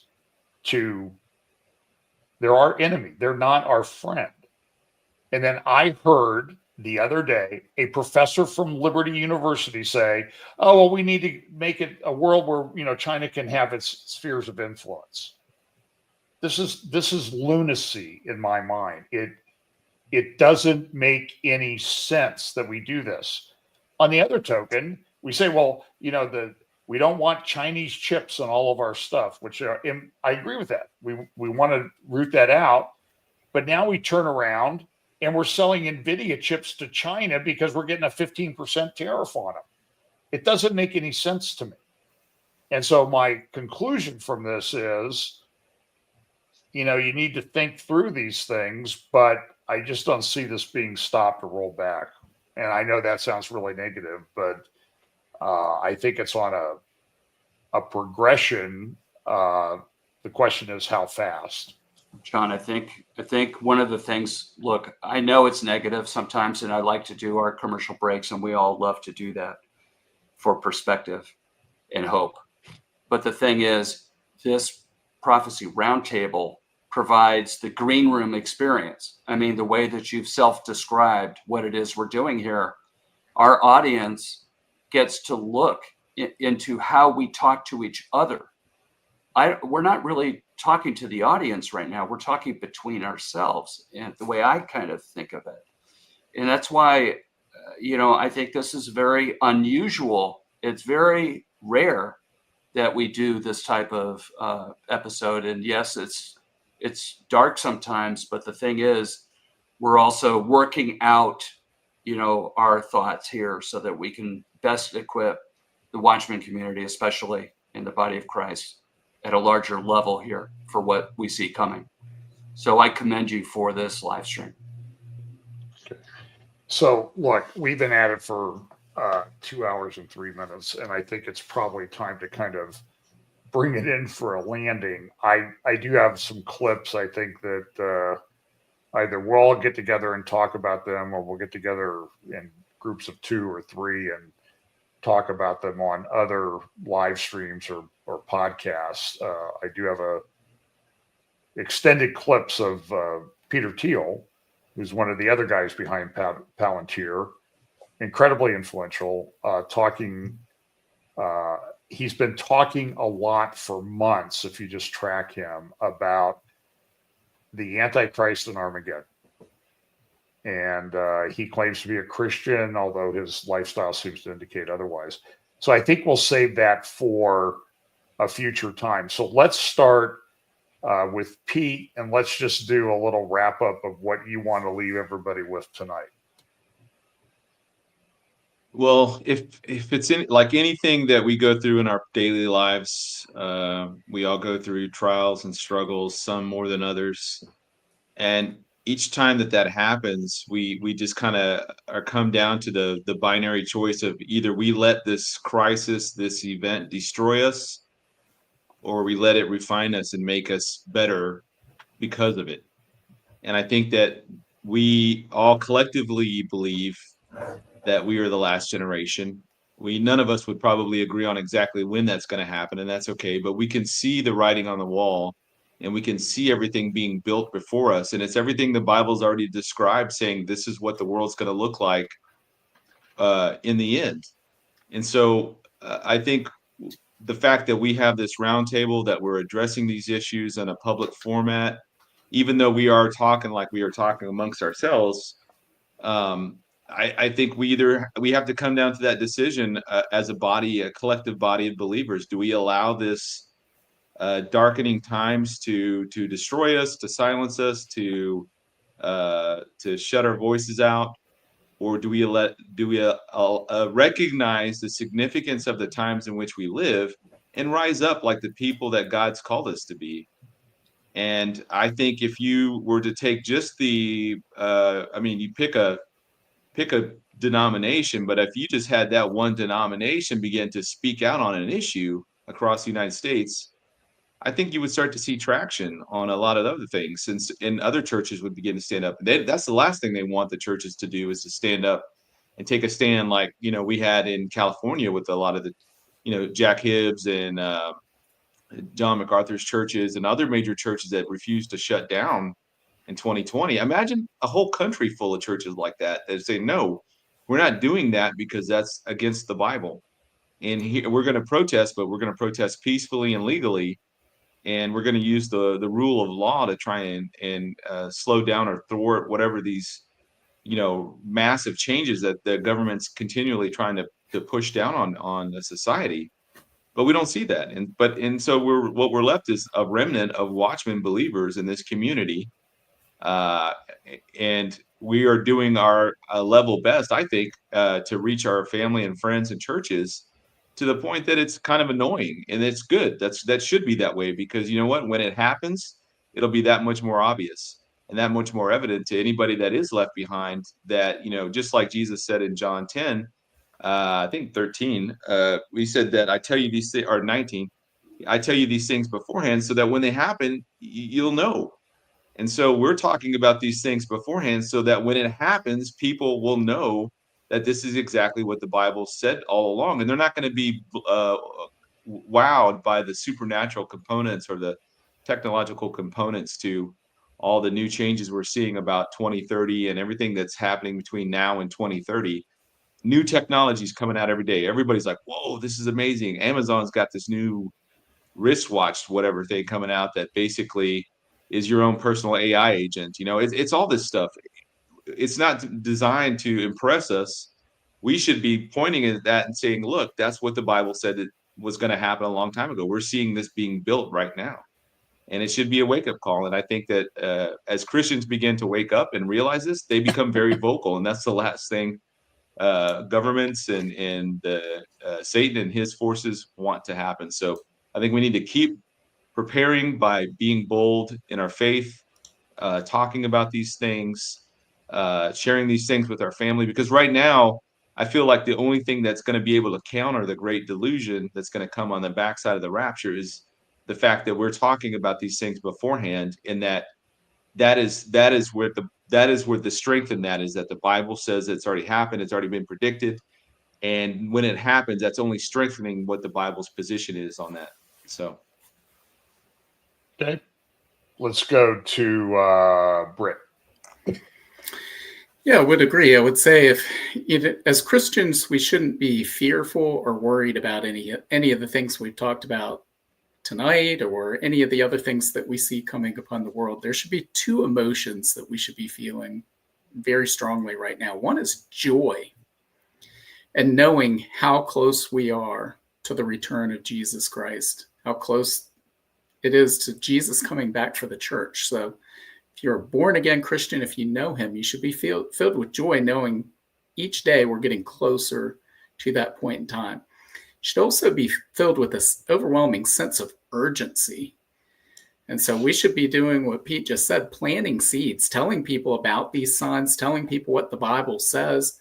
Again, even if people say, I don't want to hear any more of that, that's fine. Plant that seed. When those things happen, those people will remember what was said. And they'll say, they got that from the Bible. Maybe I should read the Bible. So I can imagine that there's going to be quite a few people who become Christians very shortly after the rapture occurs, because they'll know exactly what happened and they'll get their lives to Christ at that moment. So we should be filled with a sense of urgency to plant these seeds and to share the good news of Jesus Christ, that while we were still sinners, Jesus, who lived a perfect life, he died on the cross, he shed his blood and paid the price for our sin. And then he rose in victory over death. Because Jesus he's the way, the truth, and the life. No one comes to the Father except through him. So it's through Jesus that we're reconciled with God. And that is an invitation that is open to anyone, no matter how fallen they believe they are. We should be sharing that with everybody we can. Make sure that you're telling everybody you know, your coworkers, your neighbors, your friends, your relatives, about the hope that you have in Jesus. Okay, thanks, Britt. Scott, then Patrick, and then I'll wrap us up. So I think just share that I talk to a lot of people either on the phone or through correspondence, and what I try to keep in mind is Hebrews 10:25. This is where it says, "Do not abandon meeting together, as is the habit of some people, but encourage one another." And then it says, "All the more as you see the day drawing near." And so one of the things in my keep it simple mode right now is just try to be an encouragement to others, to acknowledge how they are trying to do ministry themselves. I get to see lots of stories. This is what I'm doing with my rapture kit. This is what I'm doing for my letter that I'm leaving for someone that's being that suspect will be left behind. And I want to be a cheerleader in this season. And I think that encouraging one another is not only is it a loving, brotherly, and sisterly thing to do for each other, but there's enough negative, bad stuff. As you guys know, I could see a lot of it already. But my decision when I'm interacting with people, especially one-on-one, is to encourage, to listen and to encourage, and to make sure that they're not breaking fellowship, that they're in community, because I think that the distress that we'll see eventually will need to rely on each other quite a bit. So that is what I would like to leave with us. Encourage one another. We certainly see the day approaching. We've talked about it repeatedly tonight. But our action statement, not seeing that this is an elective right here, this seems like a kind of a command to me. We should, lift each other up and help each other to finish well. And that's a theme that I'm trying to really grasp in this season as I see the finish line approaching. Thank you, Scott. Patrick? Wow. Well, I don't know about you guys, but I can tell you over the course of my life, I've been a Christian over 45 years at this point. I have so many things that God has done for me, and crises and mountaintops and etc. I can tell you I have a pile or a series of Ebenezer stones or piles that celebrate what he did for me along the way. Based on that, and I realize not everybody here is going to be a Christian for a long time, but I can tell you, God has never been faithless with me. He's always been there for me. He's bailed me out of so many situations. You can't believe it. I'll tell you someday maybe, but you know, has been a continuous flow of grace towards me, my family as well. And I know beyond a shadow of a doubt, I don't care what happens in this world, he is going to be true for me, to me. I can stake my life on that right now as I'm speaking that. I would encourage you to, especially if you're a new Christian at this point, to consider the testimonies of older Christians who've witnessed the goodness of God in their life. He'll never let you down. I don't care what the situation is. I don't care how bad it gets. He will never, ever let you down. If you keep your eyes on him, like the Bible says, he's the author and finisher of our faith. He promised this to us. So that's my exhortation. I'm really glad you're all here. For sure. Thank you, Patrick. Thank you, Britt, Pete, Patrick, Scott.